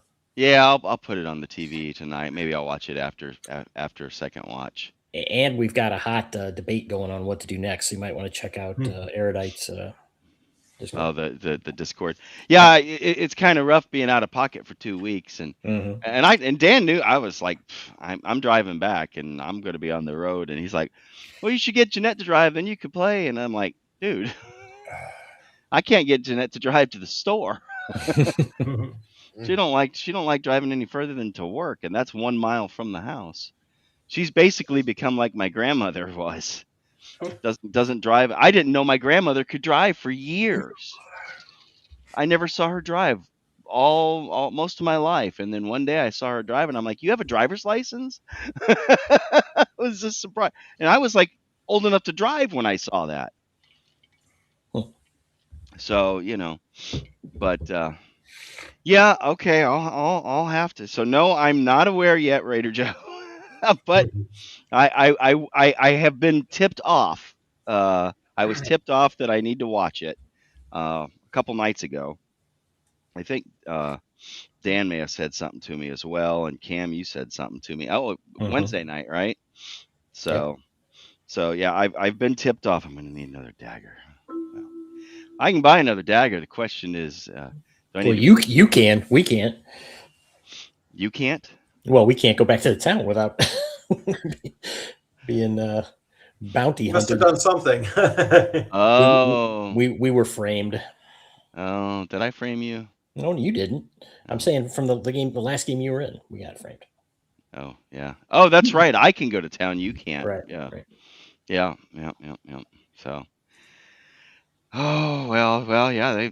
I mean, they were, and we know who did it. Well, we suspect we know who did it.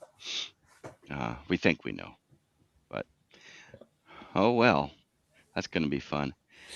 Well, anything else anybody got for the show tonight? Are we about done? High level play. What else did you want to talk about? I mean, it got RPGrandPa. Yeah. What did you? What was the key? Were you probably leaning towards domain play or just high level play? You talking about like just schedule that for the next assemble. All right. Well, yeah. I mean, we're almost. What time is it? It's quarter till 10. Yeah, it's past your bedtime.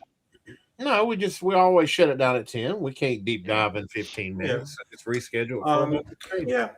Well, I can. What else did you have on the list, Jeff? The only other thing was about the Paizo reorganization. Oh.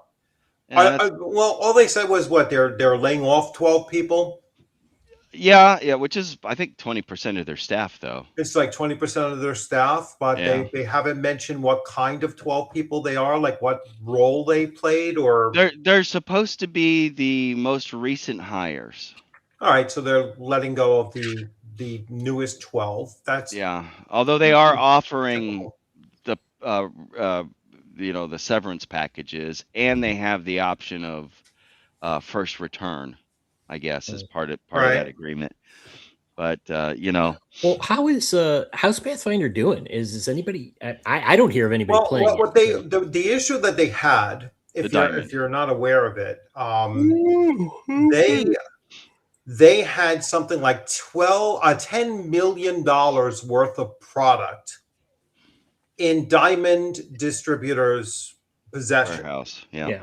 And so when Diamond Distributor filed I think they filed chapter 7, which is worse than chapter 11. Yeah, they went full bankrupt. Chapter 7 means that we're not just bankrupt, but our creditors are liquidating everything that we had. Yeah, you lose everything. And when you're in consignment, they are saying that they will sell off your product and you get a lion's share of the portion. But there's usually not a guarantee of what they're going to sell it off at. You know what I'm saying? So you might be expecting $60 a book, all right, in which you'll get 40 for it. But if they didn't have it specifically in the agreement, they can appease their creditors by selling that book at $20. Yep. And now you only get 12. And so I think it converted to where they said that we're going to lose minimally 2 million of that 10 million. Yep. All right, and possibly more. It's still debating whether or not they even own that product anymore. So to me, it's conversion. That's theft. It's corporate theft, as far as I'm concerned. Well, it depends on the relationship that you had in the it depends on the relationship that you had in your contracts, right? In the agreement, in the consignment agreement. So yeah. So let me put it in layman's terms and see if I'm right. It's basically Diamond is a distributor. They're like, oh yeah, give us your stuff. It's ours. We'll sell it and then pay you from that. Yes, from that. And then they got stuck or they got bankrupted, and they said, well, it's ours. So and we're not. But it's not. See, and that's the thing is it's not theirs. Yeah, no, technically they haven't paid for it yet. So it's unpaid, and that's what's going through the courts right now. Yes, the court's going to, and in many of those cases, if not almost all of those cases going back, what they've usually cited on the creditors. And it's like Bank of America or somebody. Yeah, JP Morgan, I think. JP Morgan Chase. Yeah, it's one of the big creditor ones. Yeah. And they're demanding, no, we get paid first. And the other people are like, give us our shit back. Yeah. Because you haven't paid for it yet, But that's not the way that consignment works. They don't pay you for a portion, and then whatever they sell, they get to keep. It doesn't work that way. It's the exact opposite. Yeah, they don't. You don't get paid until they sell it. Yep, they're just holding on. There's no agreed upon price of what's the minimum it can be sold at. You're going to get screwed in that. Yep. But the other bizarre thing to me is, and this is probably the corporate greed on the Paizo side and anybody else that got roped into this thing. I shouldn't even say roped into this. Diamond Distributors has been going out of business since 2018. Yes. It should have been no shock that all of a sudden 6 years later, and certainly since 2020. I think that's when they went through their first phase of whatever the lower level of. With COVID, they screwed people over. They were paying from proceeds. They were paying people out of proceeds from the new stuff for the old stuff. I have to butt in. Mm-hmm. I just got, and I've told these people, don't give me no damn money, but I just got my first super chat ever. Nice. Congratulations. Thank you, Raider Joe. Oh, let me highlight it here for you. That's my first. So it'll show up on yours. So you get first rights. Let me bring that up. Oh, $9.99. That's a nice one there. Nice. Wait a minute. No, you didn't just join, did you? Or is that that's a super chat for $10. That's a $10 super chat. Y'all gotta look, damn it. So you'll get about. Stop giving me money. I don't want no money. You get about $7 of that, right? Yeah, you get about $7 for that. Quit giving me money. I don't need no money. But I appreciate it, Raider. Thank you, man. Appreciate you. Hey, be sure to like and subscribe to my channel too, and Rich's channel, because we need the subs. Appreciate it. We're not big YouTubers like RPGrandPa is there now. Oh, yeah. Of course, Rich, you got what? You're over 1,000, aren't you? No, I'm 5. So you're the big dog in this discussion. Yeah, I fully support you guys. I'm hoping to bring you guys forward. Well, we do appreciate it. That's why I feature basically every channel that I feature is smaller than mine. Yeah. Yeah, and we do appreciate it, and we're growing. I mean, you know. Yeah, no, hey, my first year I had 36 subscribers. I did about 10 videos. So I don't even count my first year. It was in my second year. It's like, all right, I finally got to like 500 in my second year. And, this is I'm into my 10th God year. damn it, y'all. Stop. And if I get to 5,000 by my anniversary date, I'll be like, great. My anniversary date is December 30th. Okay, stop. Y'all fucking stop. Beep me. Go ahead and fire. You better watch out. Agile Monk is going to send out a bunch of subs. Stop. God damn it. Stop doing that.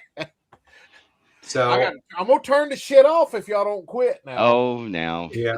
James. Shell, thank you, man, for the 5. Yeah, definitely support him. Matt, And, super chat. Thank y'all, guys.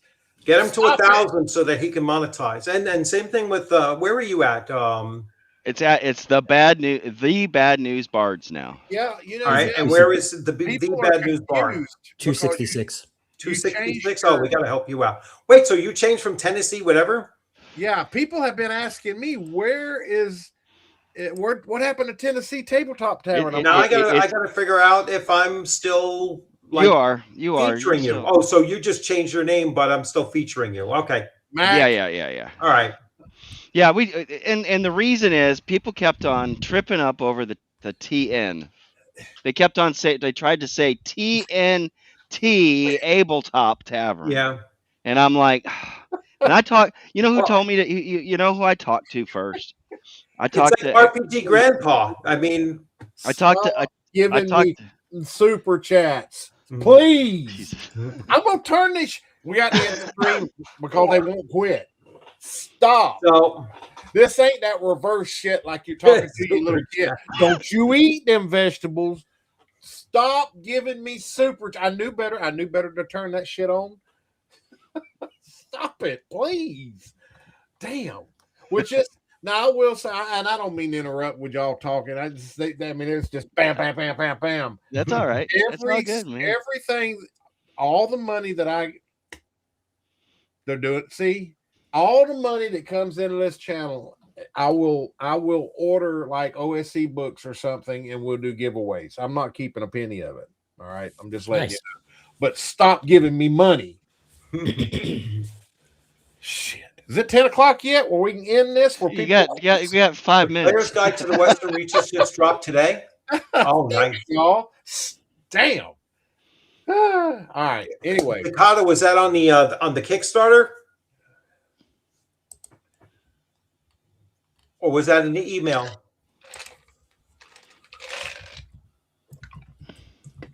I think the Player's Guide to the Western Reaches just dropped.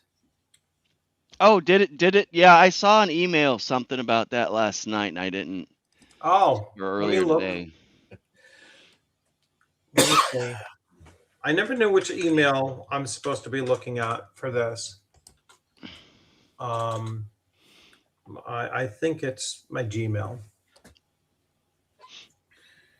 Yeah, anybody that wants to subscribe, my channel is at The Bad News Bards. So yeah, they were confused. They were asking me in Discord, what happened to your channel? He's still there. He just changed his name. What, and here, since we're on that, what prompted that name change? Well, that's been the name of my show the whole time. Right. But I mean, The Bad News Bards. And we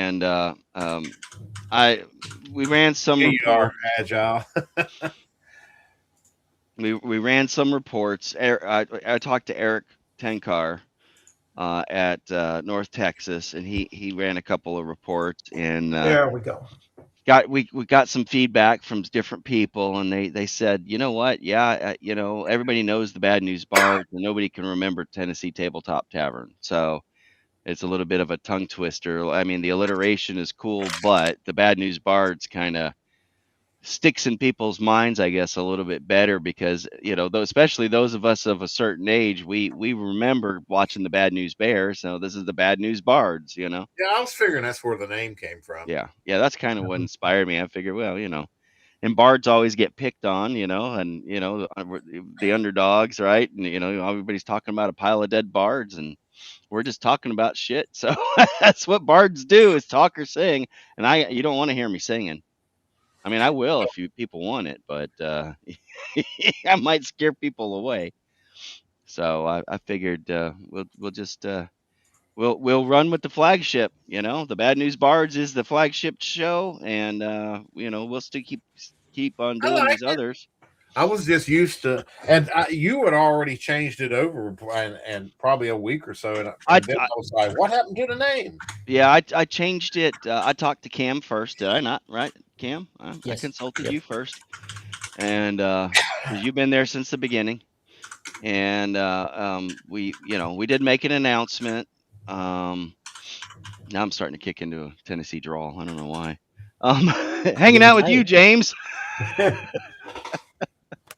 Blame it on old man. It's okay. That's all right. Old. You ain't that much older than me. Hey, thank you, things and stuff. Bullshit. Yeah. You're in your how old are you? How old do you think I am? Early 40s. Oh, bless your heart. How old are you? I'm in my early 50s. Oh, are you? Yeah, my wife is 55, so I turned 60 in October. Okay, so your birthday stream. Yeah. People can really birthday flood you with the super chats. Yeah. Don't say that word. We'll turn that shit off. What are bards? What are bards? Well, bards are storytellers. Bards are storytellers. One of the most classic people that was referred to as a bard was Shakespeare.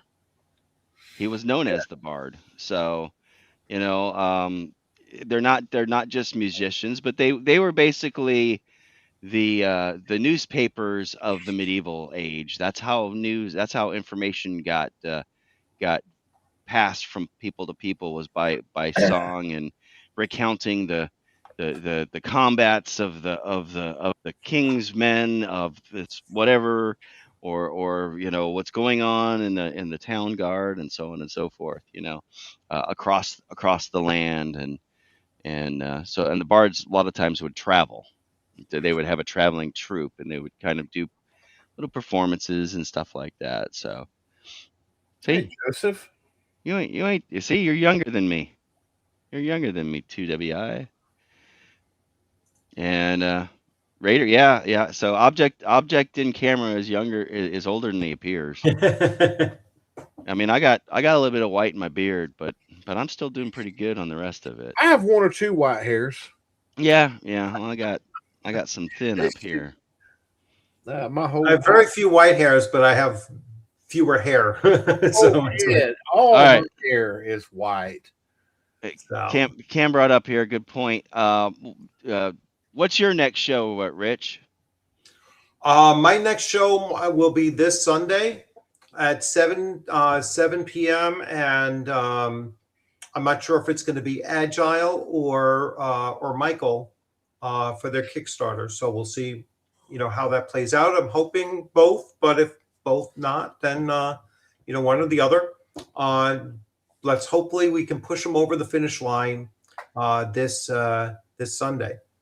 And I hope he gets there before our stream, but hopefully get him over the finish line this weekend. All right. And James, what's your next stream? What time is I do my tomorrow at 5 p.m. Eastern.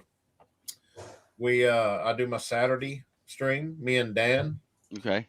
We'll go live at 5, and we usually go till it's 5 to 7, but we don't never stop at 7. We just we got top. Let me look and see what we're talking about tomorrow. We have a few things. Let's see here. Tinkar's BX game. House rules.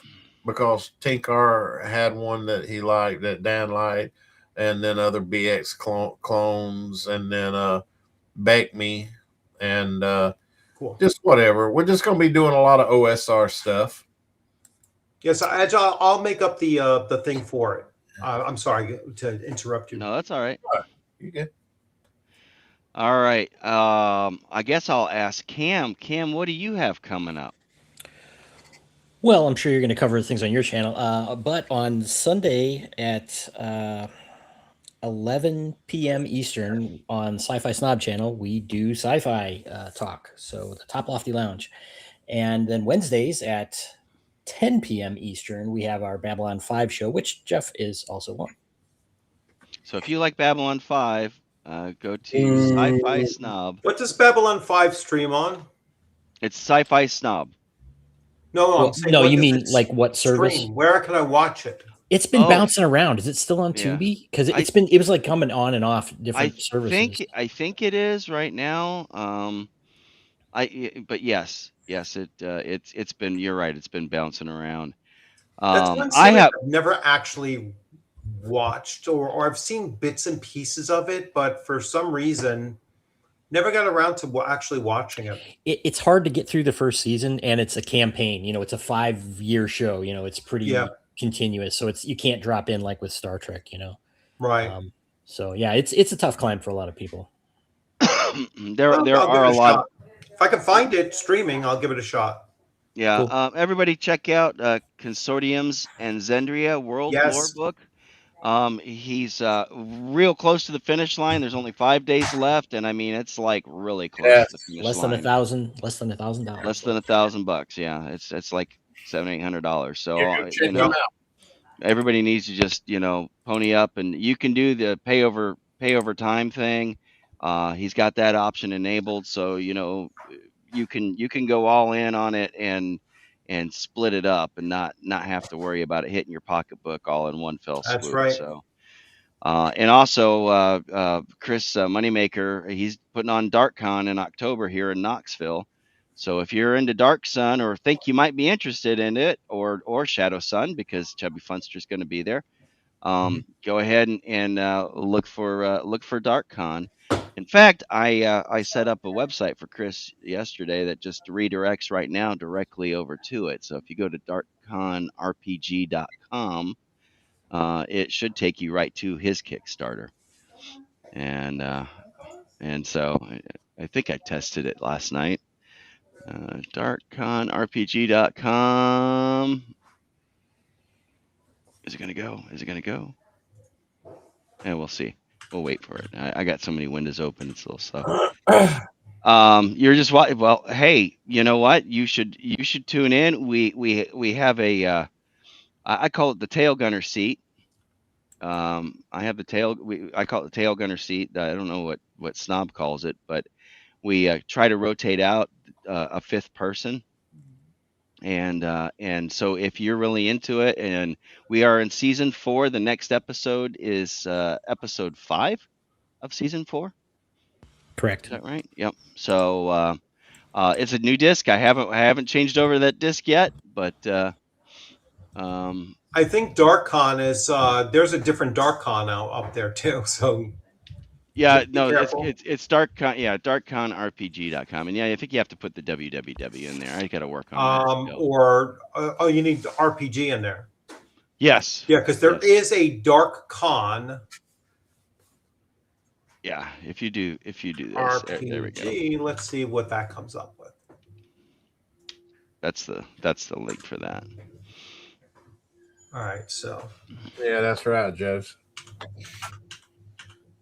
What am I doing next? Oh yeah, it's my turn, isn't it? Yes, it's your turn. All right. So other than the 2 shows that Cam mentioned, I think I'm going to do an impromptu. Well, I guess it's not that impromptu because I mentioned it. Sometime tomorrow afternoon, we'll get on and Dan, myself, Jeanette, and Rich, if you want to, you can jump on there. We're going to be talking about the cons. We're really going to deep dive into both North Texas and CNY. When is that going to be? Tomorrow. It'll be probably sometime tomorrow afternoon, early before James's stream. All right. I'm I should thinking be.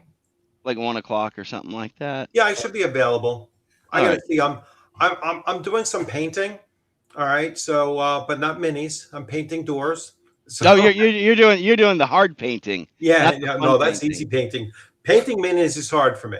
Painting painting doors, that's easy peasy. So it's just lugging the doors off and lugging them into the garage and painting them there. Yeah. But yeah, I should be around by 1 o'clock. That Okay. should be Okay. possible. I'll shoot you a message and let you Yeah, yeah, know yeah. Let me before know, we and go I on. will definitely pop in. Yeah, I'd love to talk Because about my wife adventures. works nights, so I'll be waking her up and say, okay, let's go do this. Let's see, and then tomorrow night we're gonna have a DarkCon dispatch with Chris, and I believe we're gonna have a guest on. There's a gentleman who's trying to do a Guinness Book of World Records at DarkCon, Mhm. which is he's trying to set the most number of active players in one game at the same time in one session in one location. So he's going to be running an arena type thing is set in Athos on the Dark Sun world. So have to catch that. Yeah, yeah. But any rate, so that's going to be tomorrow night at 8, and then of course the Bad News Bards at 9 p.m. our regular time at the Bad News Bards, and and that is we're going to have BK Gibson on, which is actually a husband and wife duo team. They are fantasy and sci-fi authors and creators of tabletop adventures. So yeah, under one DM too. Yeah, sorry, Chris. There's a lot. It's the most under this under all these conditions. Um, so things things. Let me tell you, I am trying to find some. And one of our buddies from another channel that we know is out at Icon out in Nashville, and he was standing in line to see Bruce Boxleitner. We've already had Peter Jurasik on, and you can actually watch that on on my channel, because that was one of the things that we did. We streamed the special event, so we streamed it on both Snob's channel and my channel, so you can watch it on both if you want. We had him on for about 2 hours. Of course, he played Londo. He also played Crom in Tron, and he was on multiple episodes of Hill Street Blues and every episode of the spin-off Beverly Hills Bunts, I think it is. Bunts, something like that. As well as a couple episodes of MASH, a couple episodes of Barney Miller, a whole bunch of different stuff. So wonderful guy, excellent guy. He was awesome. He does not play RPGs, but one of the guys that I ran into who is an actor out at North Texas does. And yes, Londo. Yes, we had Londo on the show, and he likes me. I don't know why, but he didn't he, Cam? He took a shine into me. Yeah, you guys hit it off. So, any rate, sorry. And on July 5th, we're going to be doing a giveaway stream. I got a bunch of stuff here that I've been collecting. I've got some autographed prints, signed and numbered. I've got I've got a book. I've got a Horde Wars book that's autographed. I've got some stuff from Troll Lord Games. I've got some stuff from Emperor's Choice Games to give away, and all kinds of stuff. So you do have to be a subscriber on my channel in order to win. You do have to sub to win. I kind of posted. There's a post on that, but man, this guy's making me jealous here. If you look at the very top right, those two things right that there, and other hand there, those are my two figures. I've got. I don't have Londo, but I have a Sheridan, and I have Jakar, and they are number one of 10,000. Both of them are number one. I don't know how the hell I got them for like dirt cheap too, like $6 a piece. So, but I am dying to find. Yes, it's the moon face. It's the moon face. The moon face pieces of what is it? What is it? I don't know. I've got it in one of my intros has it. Moonface Assassin of Joy. Moon face assassin of joy. Yes, yes. And be careful because the Psychor may be looking for you. You wouldn't like it very much if they found you, would you? So, I would love to play the Babylon 5 tabletop. I'm trying to find copies of it. If anybody knows, let me know. I am on the hunt for it. And I've told Agile this too. So, Rich, James, if you guys run across it, you let me know. You got my number. Call me. So, I'm definitely. Let's see. What is it? House head. So how Rich in his channel? Yeah, some love before the end of the stream. He dropped. Did he drop a super chat on you? He may have. On who? Or did Agile? Agile. Let me see. Oh, I lost everything. Hold on. I was busy backing DarkCon, even though I cannot go, but I backed it. Oh, well, that's nice. Look at that. Thanks.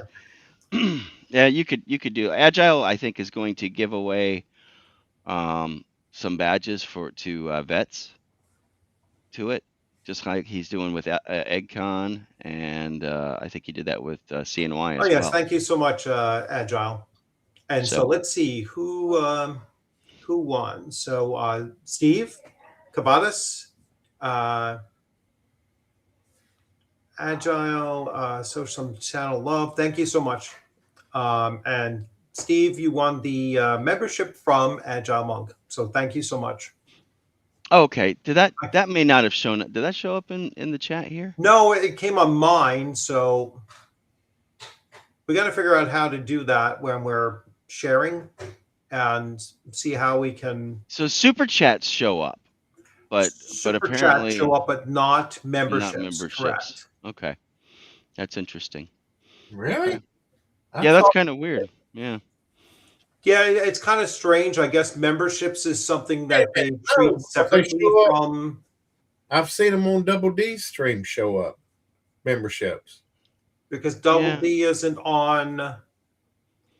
He might be using something else. He might be using StreamYards or Restream. Is he using the other one? He uses a different one. I forget what it's called. Yeah. All right, Cam. Cam's jumping out of here. Take care, guys. Probably should wrap up the stream too. But I don't know if my wife is. I don't even know if I have members turned on because I'm not going to do any members only content. I don't know. Well, I mean, you do one, and it will help your YouTube will help your algorithm. Like if you do just one, that kind of opens up. That pops the seal on something. Yeah. So, yeah.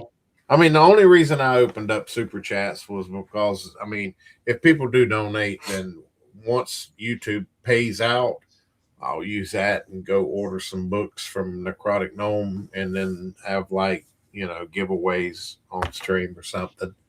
So yeah, I have a bunch of stuff to give away. I'm gonna bring everything because the ShireCon is held at a VFW. And when they do auctions there, the proceeds go to the VFW. So I was like, I'd rather donate it that way than me go through the hassle of trying to sell, one book here, one book there for on eBay or something like that. I'd rather just do it that way.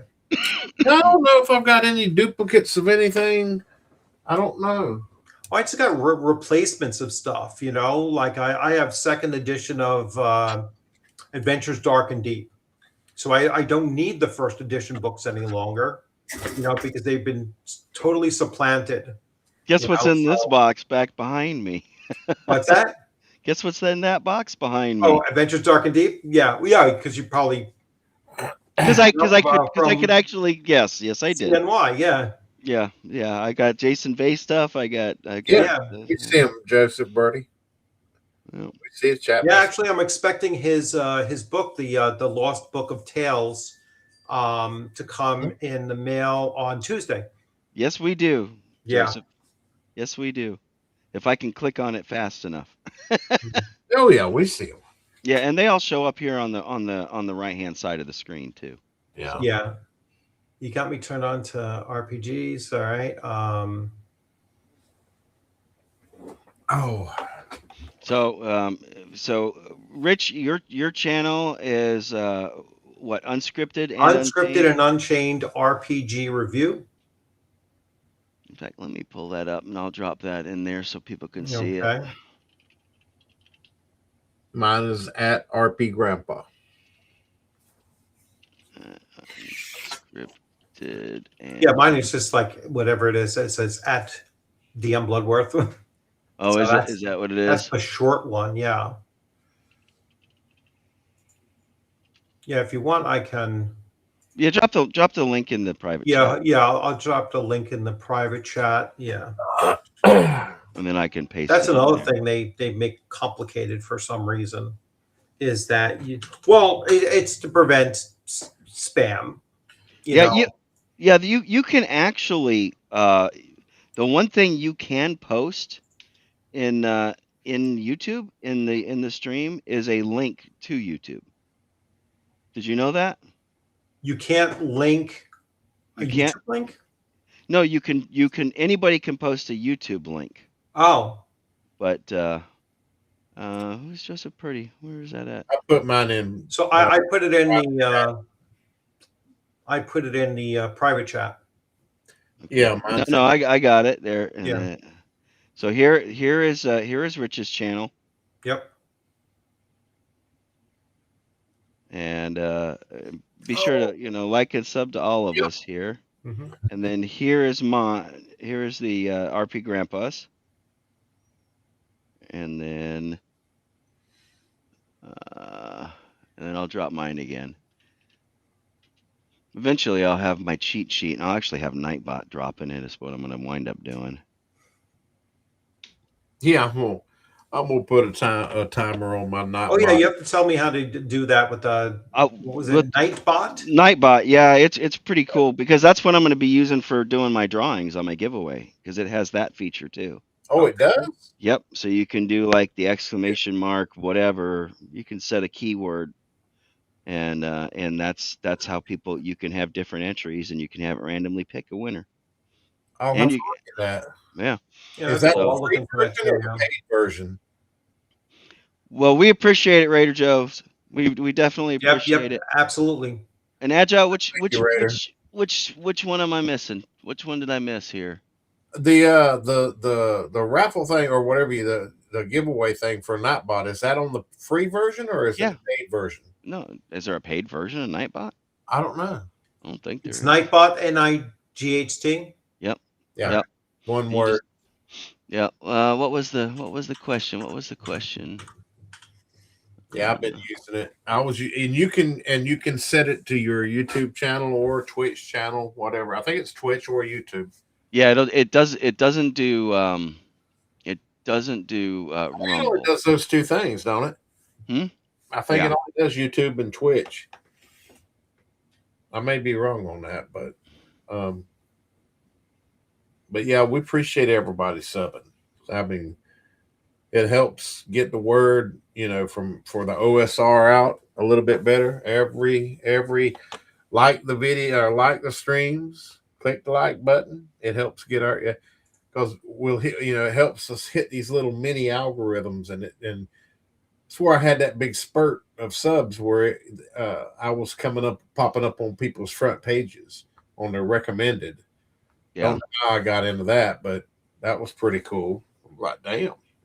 Hey, Thangs, I periodically go through and if I see somebody sub to me that has subs themselves, I'll usually reciprocate and sub to them, especially if it's related to something that I watch. So yeah, I do reciprocate on the subs. I always try to add everybody that's got smaller channels down on my featured section on my front page. Let me see here if I can find his channel. I thought I did answer this, right? We did answer that. Wait, where's he at? Yeah, hell, I've lost him. How you say his name? There he is. Things stuff 4620. All right, guys, I'm going to cut out. All right. Yeah, we're going to go ahead and end Good it now. seeing We got all. about 10 minutes turnaround before folks There may you want to I plan on being on watching Lord Mattias, who I got to see both places. Yeah, I know. I met him. I met you him meet him? too. Yeah. Yeah, so he actually lives in New York, but he had something to do on Friday and Yeah. Saturday. So but yeah, we got to hang out with him and Gary out in North Texas. So Gary couldn't make it to CNY, but Gary lives out there in Texas. So. Yeah, I'm fixing to add you to my shit, to my featured on my channel. So you'll be down at the bottom if it'll load up. Here we go. Hello, Eldrad. Hey. Edit. All right, let me roll. You guys have all a right. good one. Take care, Rich. Good talking to you James, all. good seeing you. And thank you. We will do this again next Friday. Yep. Same bat time, same bat channels. All I'll right. be here. We'll see you guys. Thank you, folks.